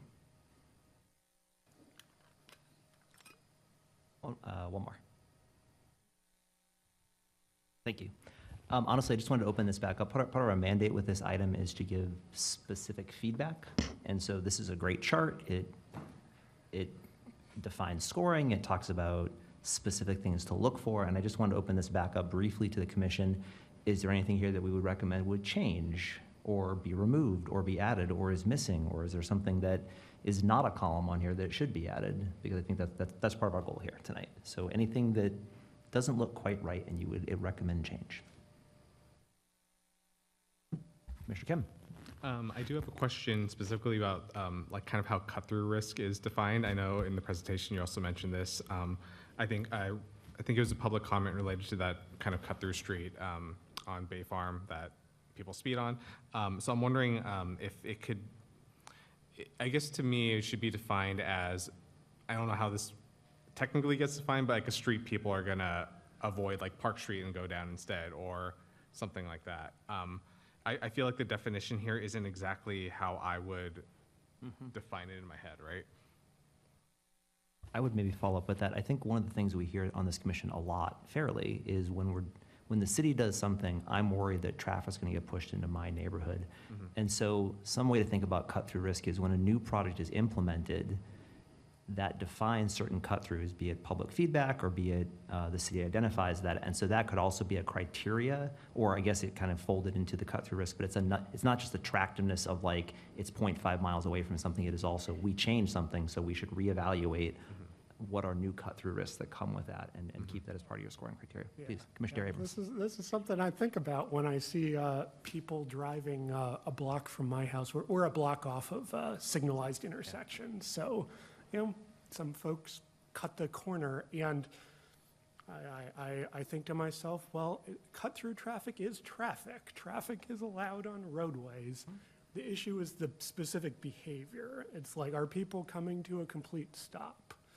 Are they rolling through a stop sign? Are people speeding or not speeding? And so, like, I mean, I think there are a lot of meanings we have here, but ultimately, I assume, I'm open to others' thoughts. I assume this isn't about changing the volume of traffic. This is about encouraging good behavior for drivers who, they have a target in mind. Yeah. They want to use this other route. They're welcome to, but they need to know that they're on a local neighborhood street. They're not in the tube yet. They're not, yeah, please, go ahead. No, that's my thought. And Commissioner Naftakal, please go ahead. Thanks, because I want to add on this as well, because part of the cut-through risk is it going to be ongoing? Because some of this is, if we know the different plans and projects in the future that could change the cut-through risk, then being mindful that, so I have an example. We know that there is a piece of Clement that is still closed, but when it opens, Clement will be the truck route.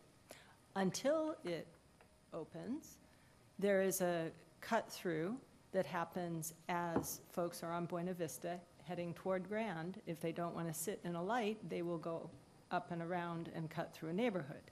However, in the future, when Clement is a through street, that cut-through risk will be mitigated because there will be another through street. So it's being mindful that it isn't just cut-through risk, it is ongoing cut-through risk that won't be changed in the short term. So your recommendation for column 4 would be durable cut-through risk or something like that? Good, that's smart. Other things on this chart that we would recommend change or be clarified?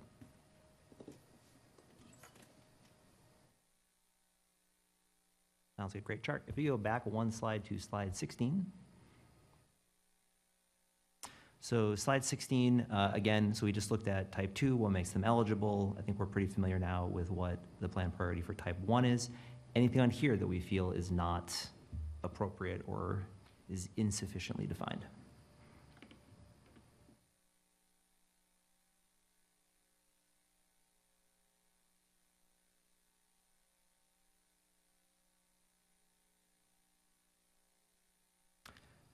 Sounds like another great chart. I will get to my last couple questions real quick. One question that was made by the public was if 5th Street qualifies. I believe as I look at the street classification, it would, but if we could just clarify that. It's not Q&A for public comment, but I thought that was a fair question. So could we clarify that 5th Street would qualify under this criteria? Yeah, it would need to go on for the scoring, yeah. Okay. And the other question that came up, or the comment that came up several times, was about bike access and speed humps. And you may have gotten into this briefly, and I got a little distracted, to be perfectly honest. But if you could just help us understand why or why not that's really being considered as part of this, and if there's criteria that would be set up, would there be different kind of a speed hump, but then also whatever you call it when you add a cut through for a bike. Just help us understand why or why not. That's a good idea. Yeah, thanks for revisiting that question. We talked about this quite a bit, also with City of Oakland staff who've kind of gone back and forth on the cushions versus humps. Yeah, those cutouts are really specifically meant for fire access. Some bike riders like it because it creates kind of a gap where they can ride through. The position of those gaps within the lane and within the roadway is always determined by the fire access and not by the bicycle access. It's just what it's for. And so there isn't necessarily a good way to have that double purpose also position the bike rider well.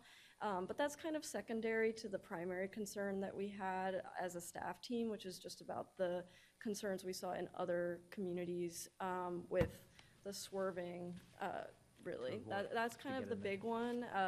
There's cushions on 35th Avenue in Oakland, and there's some by the Emeryville Marina and a bunch of other locations where staff have really observed that people are very intentionally moving their vehicles so that they can go through without slowing down. And so it creates this kind of double thing where they're not only not slowing down, but they're also doing something erratic, So we have talked pretty extensively with City of Oakland staff who have really been working on their standard detail over the years on the profile of the speed hump. And so they've worked on creating this, what they call a sinusoidal profile, which makes the conform to the roadway much smoother than kind of an older speed hump that's kind of just like asphalt plopped on top, So they actually, as Scott mentioned, dig in a few inches into the roadway, lay the asphalt, and then conform it down. So people have had positive feedback in Oakland on how kind of rideable they are for bicyclists. But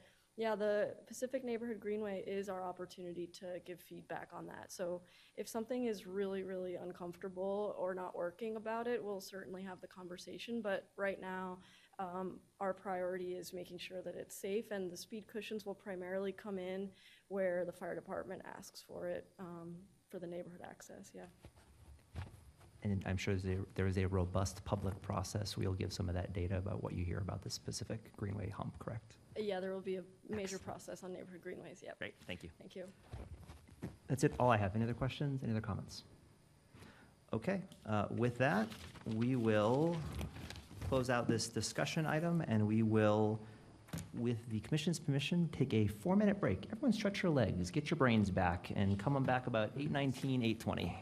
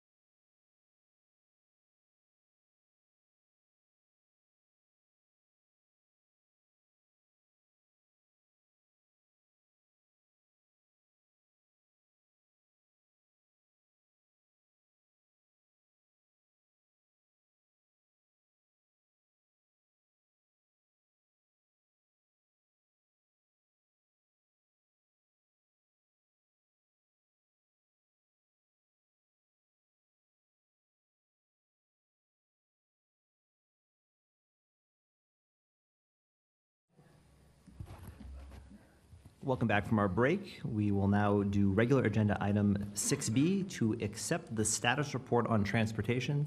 This is an action item, a voting item.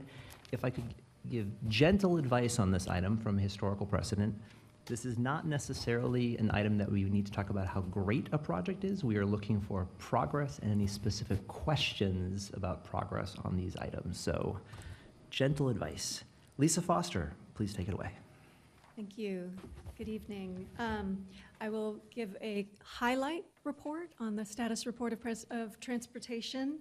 As you all know, as the Transportation Commissioner, it is part of your work to monitor the city's progress on implementing our adopted plans and policies.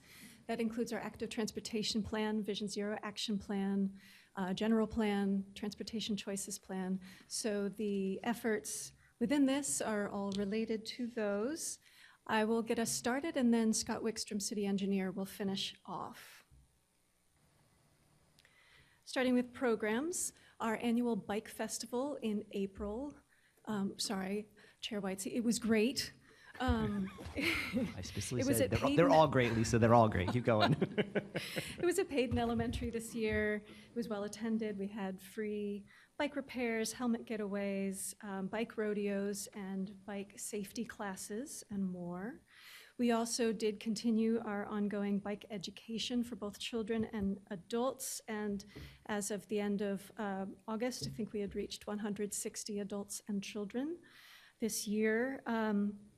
And with parking, we have taken steps toward our goal to launch increased security at our ferry terminals with paid parking at Harbor Bay and Seaplane Lagoon ferry terminals. We did launch the security at Harbor Bay in May, and the pay stations, but they weren't activated because we were awaiting a merchant bank transition that I'm glad to say is now complete. So you should be seeing communications pretty soon about upcoming paid parking at Harbor Bay. And then we're looking at Seaplane Lagoon sometime in the winter, maybe early next year, I'm not sure. For public transit, our water shuttle continues to be a really popular service. In August, it served over 15,500 passengers with over 6,000 bicycles. It did have an expanded service that we launched in July and is now operating 6 days a week. We also secured grant funding to continue the pilot for an additional 2 years. And we are awaiting a response from a funding application to retain our expanded schedule during the Oakland Alameda Access Project construction. AC Transit launched its Realign service changes on August 10th. The city helped out with getting the word out about that and is continuing to work with them to upgrade all the new bus stop locations, including ADA upgrades and interim landing space on Stargell ahead of the corridor project there.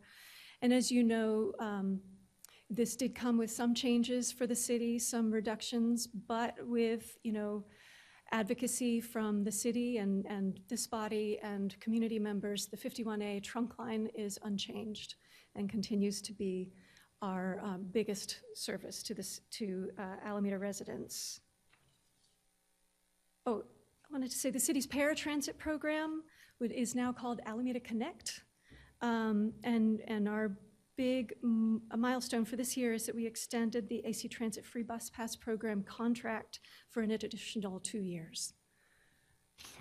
And then this map, you guys have seen it. It's always a little hard to look at. The lines in blue are the capital projects that are in the planning and design phase. So I'll go through a few highlights of those and then pass to the city engineer for the construction phase projects.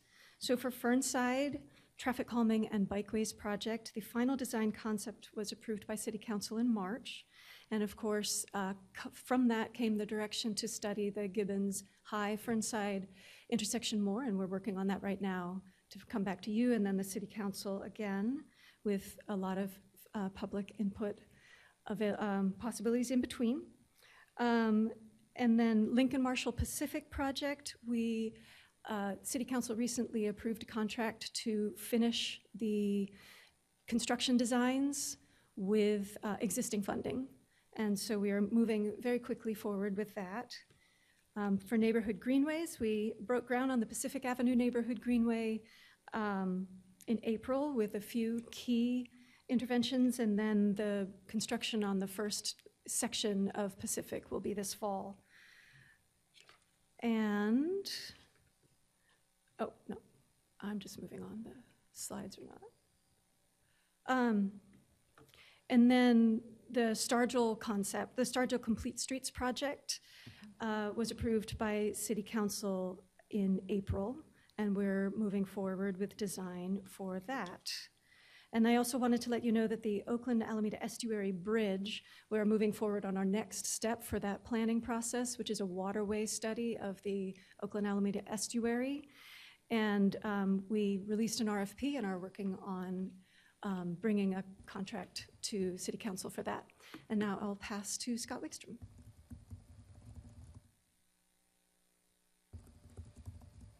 Good evening, Commissioners.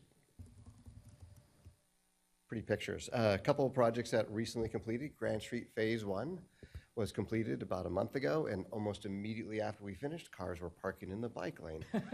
So we are looking to add in some additional striping, some additional bollards to kind of make it a little more clear to vehicles that they need to park kind of out in the road and not in the actual bike lane. But otherwise, that is ready to go.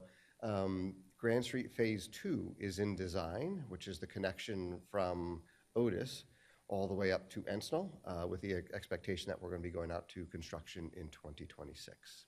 Okay. On the right, you see Central Avenue. There's been a lot of talk about it. I know there's been a lot of work and effort into it.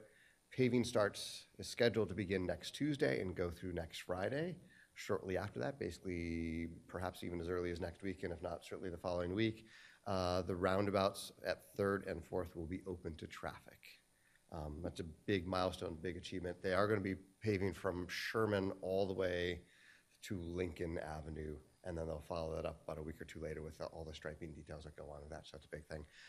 Following that, the next step will be the closing. We're going to physically close Pacific and Main to allow that roundabout to be done. We looked at that a few times over, and because of the configuration of the road and the pretty severe jog that exists right now, there wasn't really a way to properly keep that open. We're preparing all the public outreach for that, and that'll be going out in the next few days, few weeks. People going to the ferry terminal are going to make a left on Oriskany. We're going to open up that roadway. So if you're coming up Central Avenue and you want to go the fairway, you will go left on Oriskany, which is now closed with the white barriers. That'll be opened up to traffic to allow that. And if you're on the north of that, you'll be going in through Atlantic. Some other big projects coming through, Tilden Clement. We had our pre-construction meeting for that last Thursday, and they anticipate getting started in October. The first couple phases of that are not going to look that terribly impressive. There's some environmental soil remediation, some cleanup from the old railroad that needs to be done, and then they're going to be basically building a temporary roadway to the north of the existing roadway so that we can facilitate continuous two-way traffic on Tilden throughout the duration of the construction. When the construction gets going in earnest, which is probably going to be early in the next year, access to Tilden from Fernside will be closed to allow construction of the roundabout. So people will have to do a detour. And we're going to try to get most people as much as possible to detour on Encinal, but there will be some that will go through the neighborhoods as well. There's a little discussion about Clement, the Cross Alameda Trail Gap west of Grand Street. That is a developer-sponsored, developer-funded project. So our control, if you will, our leverage is the fact that we're holding occupancy on their first building until they get that Clement Avenue complete. They anticipate that towards the end of October this year. So it's coming, and it's coming soon. And conveniently, that'll be in time and in advance of the Oakland Alameda Access Project. Bids were opened in, I want to say, July, and was awarded by Caltrans, awarded the project. They are now in discussions with the selected contractors, Bay Cities, and they're working with them to work through schedule. And with our partners, Alameda CTC, we hope to have a chance to review that schedule, understand the impacts to Alameda specifically, and be able to push out communication to residents, businesses that will be affected by that project. At the moment, the best guess, and I'll say that is actually a guess at this point, is that construction may start in about January of this year. This might have been talked about before this group, but just as a reminder, the project is staged as part of the design package. The first stage will be work within the Webster Tube, really working to build that new pedestrian and bike facility in the Webster Tube, along with some concrete work on the north side in Oakland, a little bit of connections on the south side as you come out of the tube to connect to Stargell and Mariner Square Loop. That phase or that stage is anticipated to take about 6 months. And then after that, they'll move into the second phase, which is going to be much more impactful, we believe, which is most of the work is actually north of the tunnel in Oakland, but the work there is so intensive. There's a couple of retaining walls to be demolished, reconstructed, some bents to fuel the structures for the aerial freeway have to be removed, that they will basically require a lane closure in the Posey Tube, which we anticipate may last up to a year. Again, when we get the contractor schedule, we'll have a chance to digest that, and we'll push that information out when it's available. And then last big item to talk about here is Phase 43, which is paving on Bay Farm Island. If you live out on Bay Farm Island, you might have seen some concrete work that's been going on over the last 2-3 weeks. Starting next week, they will be out there doing crack seal, which is basically larger gaps in the asphalt will be sealed up with a pliant filler. And then they'll be coming by with the Cape Seal and the slurry seals. The paving work will probably trail by a few weeks, but that work is going to start in earnest really beginning next week with the slurry, which is the most impactful thing occurring in the next 2 to 3 weeks. Any questions? Or any other small projects that I might not have covered? We can get to that in discussion. Any clarifying questions from the presentation? I had one quick one because I'm going to be asked by my HOA, sorry. Anticipated closure at Pacific and Main, that entrance, what was that date again? Mid-October, I don't have the actual date yet. Thank you. Any other non-HOA clarifying questions? Please, Commissioner Johnson. I don't know if it's a clarifying question. Ask it, and I promise I'll stop it if it's not. I noticed on Central, there are, how should we say, individuals parking where they're going to sort of probably do the work. I know it's a common sense thing that they shouldn't be parking. I think people are parking there because they can get away with it. But will there be any sort of reminders, notifications? This would be a discussion item, so I'm going to move it to discussion. Okay. Thank you. Appreciate your patience, everyone. Seeing no other clarifying questions, let's move to public comment. Any public comment on Zoom or in person? Yes, so far we have 2 in-house speakers, and if anyone in Zoom would like to speak, please raise your hand. So far, none on Zoom, but first we have Mitch Ball. Hi, Mitch. I would like to comment on parking and curb management on page 2 of the report. Commissioner Gloin, I think you'll find this very relevant to your last comment. Last Friday, I decided I'd like to get a burrito from Calafia Taqueria on Webster Street, so I stopped by there on my bike home from work. Along the way, I got stuck behind not 1, not 2, not 3, but 4 individual cars parked in the bike lane. Depending on how far in they decided to park, I had to decide between trying to scoot between a narrow gap between car doors that were opening and closing, or passing by using the car lane and holding up cars behind me. This all felt particularly dangerous to me as I currently have a broken toe. My podiatrist recommends biking over walking because it's a more low-impact activity, but if I were to be hit by a car or a car door, well, that would be a high-impact activity. Now, the impulsive request here would be to ask for more enforcement, and there probably does need to be more enforcement in general. When I parked my bike, I noticed plenty of cars parked without any time left on their meters.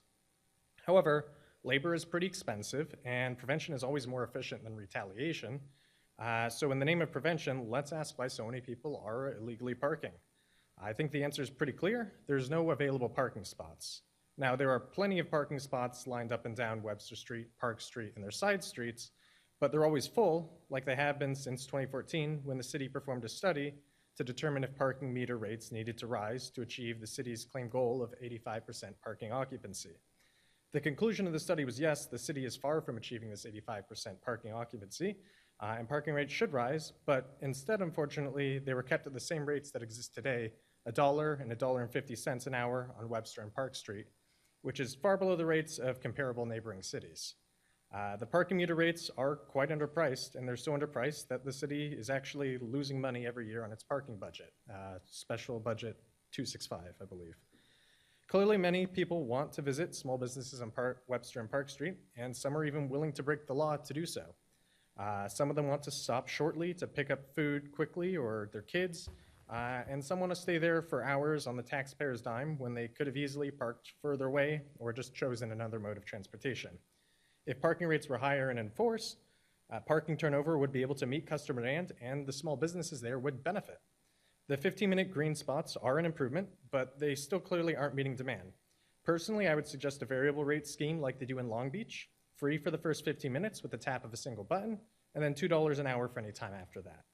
I don't want to negate the positive things listed under parking curb management, but steps to reduce parking congestion should be on this list to meet the city's Vision Zero goal. If current parking policy encourages people to break the law and puts people's lives at risk, parking curb management is part of Vision Zero, and these policies should be changed so that safe parking is intuitive and not a hassle. Thank you. Thank you for your comment. Next public comment, please. Next, we have Jim Strelo. Hi, Jim. Good evening, commissioners and staff. Similar to Central Avenue, where all of a sudden people were surprised that, oh, there's going to be one-way, limitations and, closures and stuff. There was one quick little statement made by the city engineer about Tilden saying, oh, we're going to close it at Fernside. So I would like a little clarification there because the O-Bus is highly used, between, Fernside getting up to Fruitvale BART station. And if you can't, if the O-Bus can't, use Fernside to get to Tilden Way, it'll add 10 minutes to the route and will make a major impact on people who use the O-Bus. The main reason why I'm here is that I went shopping at Encinal Hardware at Encinal and Versailles. Didn't find what I wanted, and I headed down Versailles. That one block is, not a slow street now. But I saw the sign ahead of me. I was on my way to Home Depot in Oakland, and it said slow street, closed to through traffic. The only icon there was a pedestrian. I'm on my bicycle. I thought that the slow streets were for bicycles and pedestrians, and therefore, why isn't there a bicycle on the signage for the slow streets? Because I actually went along Versailles to go to Home Depot, block by block by block, and I guess against the law or something, on my bicycle, because it said closed and only had a pedestrian figure there, but I thought that it was supposed to be open for bicycles and pedestrians, but the signage is not that. And the reason why I'm here is that if it's confusing to me, it's going to be confusing to somebody else. Thank you. Thank you for your comment. Any additional public comments? There are no other speakers. Okay. With that, let's move into commission questions and discussion. Who has a question or a discussion item? A point of view? Commissioner Johnson, I cut you off and moved it to this section. Please restate your question, then let's get back to it. Oh, what? To put you on the spot. Sorry, friend. I think I was asking about Central. I think where they're going to pave, it has become a de facto parking area. Because when I walk home, I see it and food deliveries and everything else going on in that lane. And I'm just wondering if there's going to be a reminder, or is there any way to sort of remind folks that they shouldn't be doing that? Yes. I don't know if you can or you can't, but, you know. Well, yes, what we have the contractor do before they would go out to pave is they'll put door hangers on the doors. Oh, okay. For all the residents. And then the morning that they would pave, if there are any cars sitting out there, they will often knock on doors, hey, do you know Okay. whose car this is? And as a last resort, then we would tow a car. Yeah, because I know that there's, I don't know the percentage, but there are a few apartment buildings over there that you may or may not, they may or may Yeah, not. be those able are the to get hardest into. ones because there's a lot of doors to knock Yeah. at. But that's, you know, it's really notifying them in advance. We'll Yeah. have new barricades out, and then we try to knock on doors if, particularly if they're, you know, single Yeah, family 'cause residences. getting your car towed, people won't be happy. Yeah, it's so, not, no, yeah. It wouldn't be a good idea. Thank you. Thank you for your patience, Commissioner Johnson. Oh, no. Additional questions? Mr. Kim? Just one quick one. The Gene Sweeney Cross Connector trails, like, just wondering the status. I know that it was like delayed for a couple reasons, and so just kind of wondering where it is in the process now. Still delayed. I don't know the details behind it, but I know it has to do with DTSC and some environmental clearance and you know, their approvals. So we're waiting upon DTSC before we move forward. Okay. So we're waiting for approvals for the DTSC? Correct. Got it. Yeah, we thought the approvals would be forthcoming when we went out to bid, and it's been a delayed and extended process, but yeah. Okay. Additional comments or questions about the status of these projects? Commissioner Glenn, please. This is almost a clarifying question, but on Central, the improvement works there, I'm aware that the Slow Streets barriers on, I think it's Santa Clara, were removed currently. Is there a plan to reinstall them, and if so, what's the timeline for that, given the other work that's continuing? There is no plan to reinstall the Slow Street barricades on Santa Clara. So when the whole Slow Streets program went in, obviously we had them on Santa Clara back at the start of the pandemic. As we developed the neighborhood greenways and went to council with the transition from slow streets to neighborhood greenways, Santa Clara was not added as a neighborhood greenway. The thought being that 1 block away in parallel, there's going to be a 2-way cycle track on Central. That's going to provide that protected, safer route and preferred route, frankly, for bikes. Thank you. Commissioner Noctegal. Thank you. Can you please speak to the Cross Alameda Trail bike crossings at Webster and at Wilma Chan Parkway? I believe the report says that they're complete. However, I'm wondering if there's an opportunity for ongoing monitoring of those, because I still anecdotally see people turning right turn on red. Yes, and I will say that I ride my bike through that intersection twice a day, so I am very familiar with it. What we have done a couple times and has helped out in a couple of different situations is provide more green time for that right arrow. Particularly at Wilma Chan, it was about a month and a half ago that we split the westbound phase, that we now have a protected left. And so when there is no protected left turn for westbound Atlantic traffic, the overlapping right turn arrow comes on. So that's increased the total amount of green arrow time.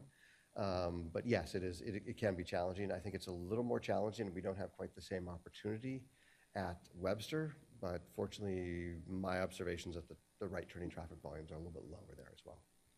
Yeah, because I will share that I see that there have been changes. There's additional signage. It's still not evident to all the drivers, and that puts the bicyclists in peril. And also add, the police department is leading an effort to put a few pilot red light automated enforcement cameras in the city, and I believe one of the spots is Webster. So that will be another way to reinforce the fact that people shouldn't turn right on a red arrow. And if there's, it may not be feasible, because if the project is considered complete. However, the large no right turn light up signal that's at Sherman. And That's Clement, Atlantic, Clement. Sherman, yeah, Yeah. that little intersection there. That is something we may consider as well, so, yeah. thank you. Additional commissioner question? Well, thank you, as always, to city staff who genuinely punch above their weight, like the size of the planning department, the size of the public works department for this city. It's small compared to other Bay Area cities, and you all accomplish so much every year. I think we just have to say that on repeat up here. I did want to ask, I was kind of pleasantly surprised to see a midterm solution for the wooden bridge mentioned in the staff report. And I wonder if staff could speak to, we've heard a lot about the risks to the wooden bridge that's this kind of hidden critical link. Maybe I'm asking a question that is for Rochelle. If I can instead just say, I think the public's very interested in the future of that, and if there is a solution that keeps that going, keeps East Bay Regional Park engineer from red tagging the thing and shutting down the commutes of a huge number of Lincoln middle schoolers, like, please do make that happen. If it can be done at the expense of East Bay Regional Park District, all the better. But anyway, I'm glad to see maybe there's a midterm solution on the list here.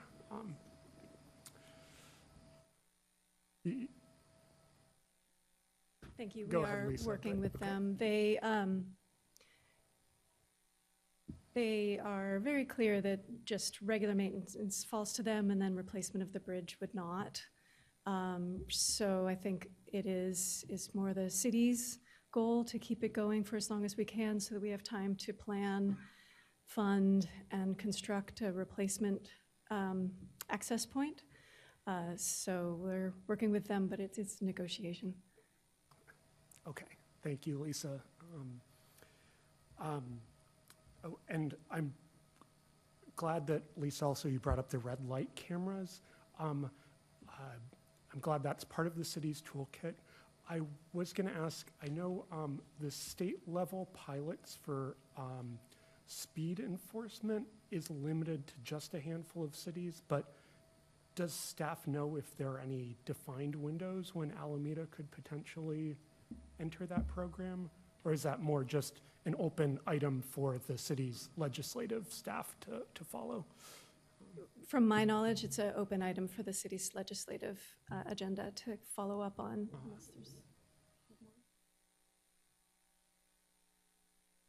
The only comment that I would add to that is that the no right on red cameras that we are installing also have the capability to function as speed cameras as well. So, if you're at those particular intersections. Okay, great, yeah, because, I think, again, everyone's looking for more tools here.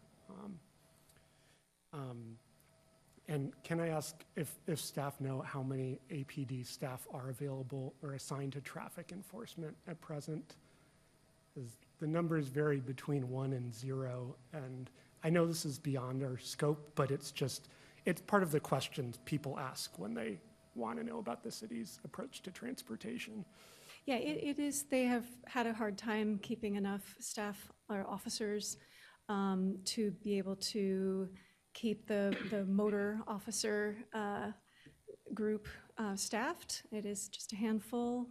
But I will say this year, the chief of police has prioritized traffic enforcement and have been sending regular patrol to do that when they can. So they have, I think, as of the first maybe half of the year, I don't remember exactly, but it was not too far into the year when they had already exceeded the number of traffic citations that they gave out last year.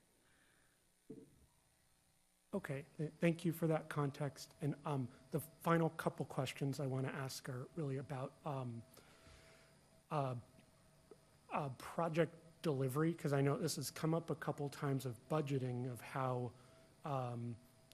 believe, Scott, you've said in the past 5 years, construction costs 40%, 50%, something to that effect. There seem to be hints that that's not abating, or there's just such a question I'm going to ask is the city having problems getting enough qualified firms bidding on projects? You know, you've got like if you could speak to the Safe Routes to Schools program, and just in general, does the city need to think of some strategies to either widen the pool of potential vendors, bring work in-house, or it's just looking like the city's not able to get done what you all want to get done using outside vendors? If you could just give the public some context for that question.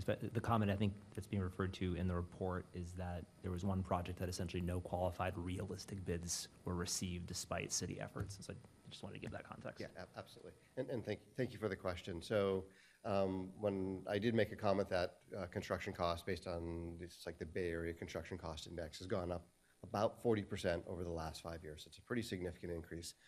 Really, to go back 5 years, we are 2019, 2020, pre-pandemic, right? So we're really looking at that pandemic increase. During the pandemic and then coming out of the pandemic, there was a huge influx of a lot of work going on, a lot of things happening, a lot of disruptions, a lot of supply chain issues, variety of things that really drove up costs. And we were just seeing costs really spiral pretty quickly. In the last year, and I will speak to civil projects predominantly, so what we do, roads, concretes, storm drains, et cetera. We have been very fortunate on our larger projects. So our Tilden Clement, our Central Avenue, even the earlier Clement project, our Phase 43 paving, we have had multiple bids. And from my standpoint, when we see 6, 7, 8 qualified, big name, bidders coming to the table, we know we're at least getting some aggressive pricing because they're going in. So that's been reassuring within the last year. 2 years ago, we weren't seeing quite as many. It was a much smaller crowd. So it's reassuring to see we have a much larger pool of bidders. The one project in the staff report is the Safe Routes to School project, and that is a much smaller scoped project. And I think we learned a couple things through that process. So these other projects I was talking about were the $5 million to $14 million construction range. You get a lot of big name contractors. The Safe Routes to School was intended to be a less than $200,000 project. And there were a couple issues with it. Number one, it had a mixture of both striping and concrete work. So you had to have a general contractor bid on it. You could not have a specialty contractor who only does striping because they can't do the concrete, and you can't have a specialty concrete because they can't do the striping. And then when you start getting that lower volumes, you just, some of the bigger general contractors elected not to bid on it. There's another feature, it did have some grant money associated with it, and while we love grant money and it's because it extends our dollars, it also adds requirements that contractors and the city have to comply with. And there were some local business requirements that were a requirement of this grant that a couple contractors that we had worked with, that we had sent the bid package to, elected not to bid on as a result of those requirements. So we hope, we believe that the Safe Routes to School project was more of an anomaly, and that what we need, and what I think our takeaway is, if we're going to go this route with a smaller project, is to try to scope it in such a way that a specialty contractor can bid and complete their scope of work, perhaps break it up in that manner, or package it together, be a little bigger project that will be more enticing to more general contractors. Okay, thank you for that context. I'm glad to hear it's maybe perhaps more the exception rather than the rule. I sure hope it is. Okay. Could just a final question on that, if kind of looping back to the speed humps we were talking about earlier, do any of these treatments maybe lend themselves either to mapping onto current bench contracts you have, or other benches you could potentially set up just to give the city kind of, more variety of vendors and the upper hand when it comes to having some established selection here? Yeah, and I think that's exactly what we would look to do. So, the idea that we're going to go out and bid for 2 or 3 speed humps is we're not going to get a lot of bids and it won't be very competitive necessarily. I think we'd be much better served.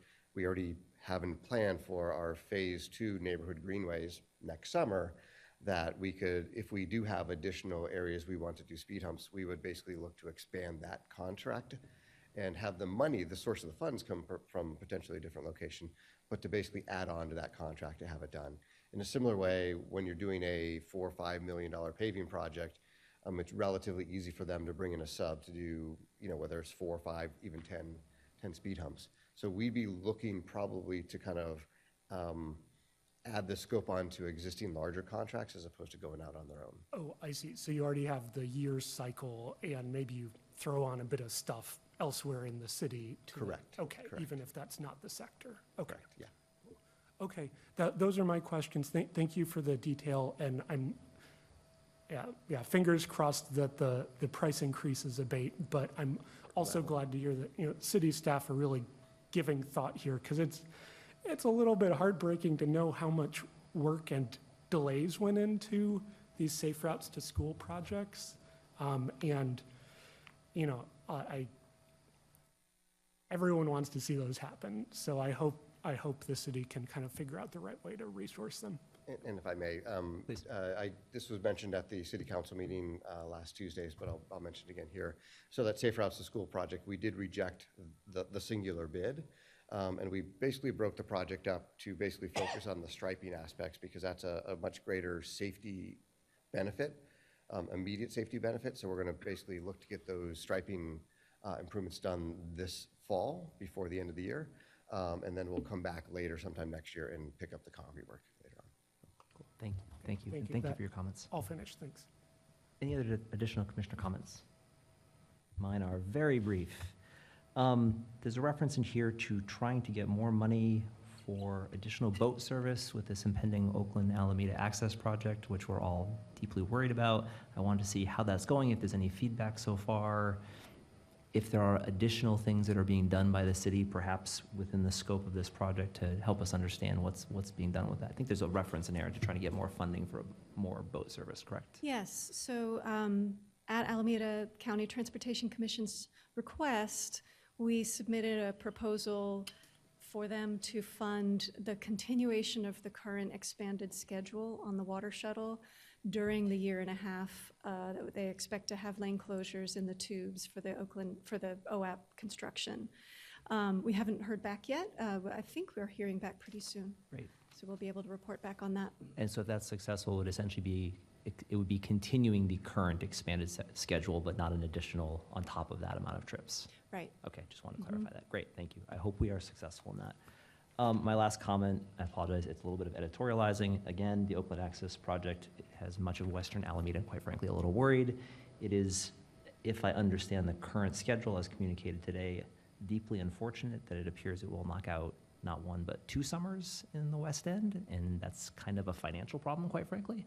So I would advocate for, if at all possible, for any amount of scheduling that can reduce the impact on summers, which are very financially successful to West Alameda. We should do that as a city. That is all I have. I think this is an incredible amount of work, small and mighty, as someone said over there, and I'm always proud of you guys, quite frankly, because you guys do a lot of really, really good things. With that, I am going to move to accept the status report on transportation. Do I have a second for that? Seconded by Commissioner Noctegal. Yeah, I'll second. All in favor of the motion, please say aye. Aye. Aye. Any opposed? The motion carries unanimously. With that, I'm going to move to regular agenda item 6C, Transportation Commission Chair and Vice Chair elections. This is where we need to essentially nominate and elect a chair and vice chair. Speaking personally, I'm happy to continue doing it. I'm also happy if someone else would like to do it. I'm good either way. Does anyone want to nominate someone? Happy to nominate you for chair again, if you'd like to keep doing it. I mostly happily accept. I think that probably needs to be seconded. I'm not sure if that's how it works. I'll second that. Okay. I feel weird calling for a vote for that, but I think I technically have to. So I will call for a vote to re-elect Chair Whitesey to the Transportation Commission chair position. All in favor of that motion? Aye. This is deeply awkward. I apologize, guys. Sorry. I will move to the, thank you. I appreciate it. I will try to continue to do a good job playing bad cop.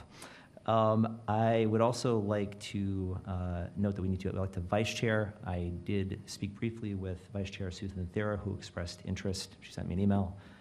She is happy to do it again, but again, anyone can nominate anyone. So take it away. I'd be glad to nominate Vice Chair Suthan Sierra. Excuse me. I second.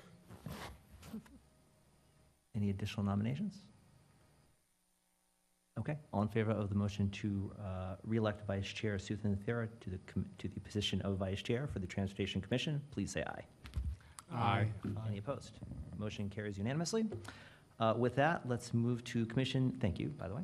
Let's move to commission communications, item number 7. Any commission communications specific to transportation issues? Commissioner Johnson. Well, I did have a comment. I don't know if it's a transportation. Can I? Give it a shot. Well, I mean, as many of you know, one of my transportation Jedi Masters, Chris Peoples, passed away, former AC Transit Board member. I knew him for a very long time. I'm pretty sure a lot of you know him up here, and it was just a sad news to hear that Chris had passed away. I worked with him on numerous campaigns, the BRT, and he was just a really good wealth of knowledge for transportation. I think his memorial service is coming up. I don't know if you guys got that information. I have it written down here somewhere. It's at the Frate Lasagna Club on Friday, September 26th. Doors open at 11. It starts at 12. That's off of San Pablo Avenue. It's located at 1140 66th Street, Oakland, California. They said you were supposed to RSVP, but I'm not sure if they're really how official they are on that. But I just wanted to mention that Chris was a really, he walked the walk. So sad to hear about Chris. So yeah, that was it. Thank you for that remembrance, Commissioner Johnson. Yeah. Anything else from commissioners? It is good to be back. I look forward to our meeting next month. With that, I will move to adjourn our meeting. Any second for adjournment? Second. Second by Commissioner Gloyn. All in favor of adjourning, please say aye. Aye. Aye. Any opposed? Everyone go home and have a great night. Thank you. Yeah.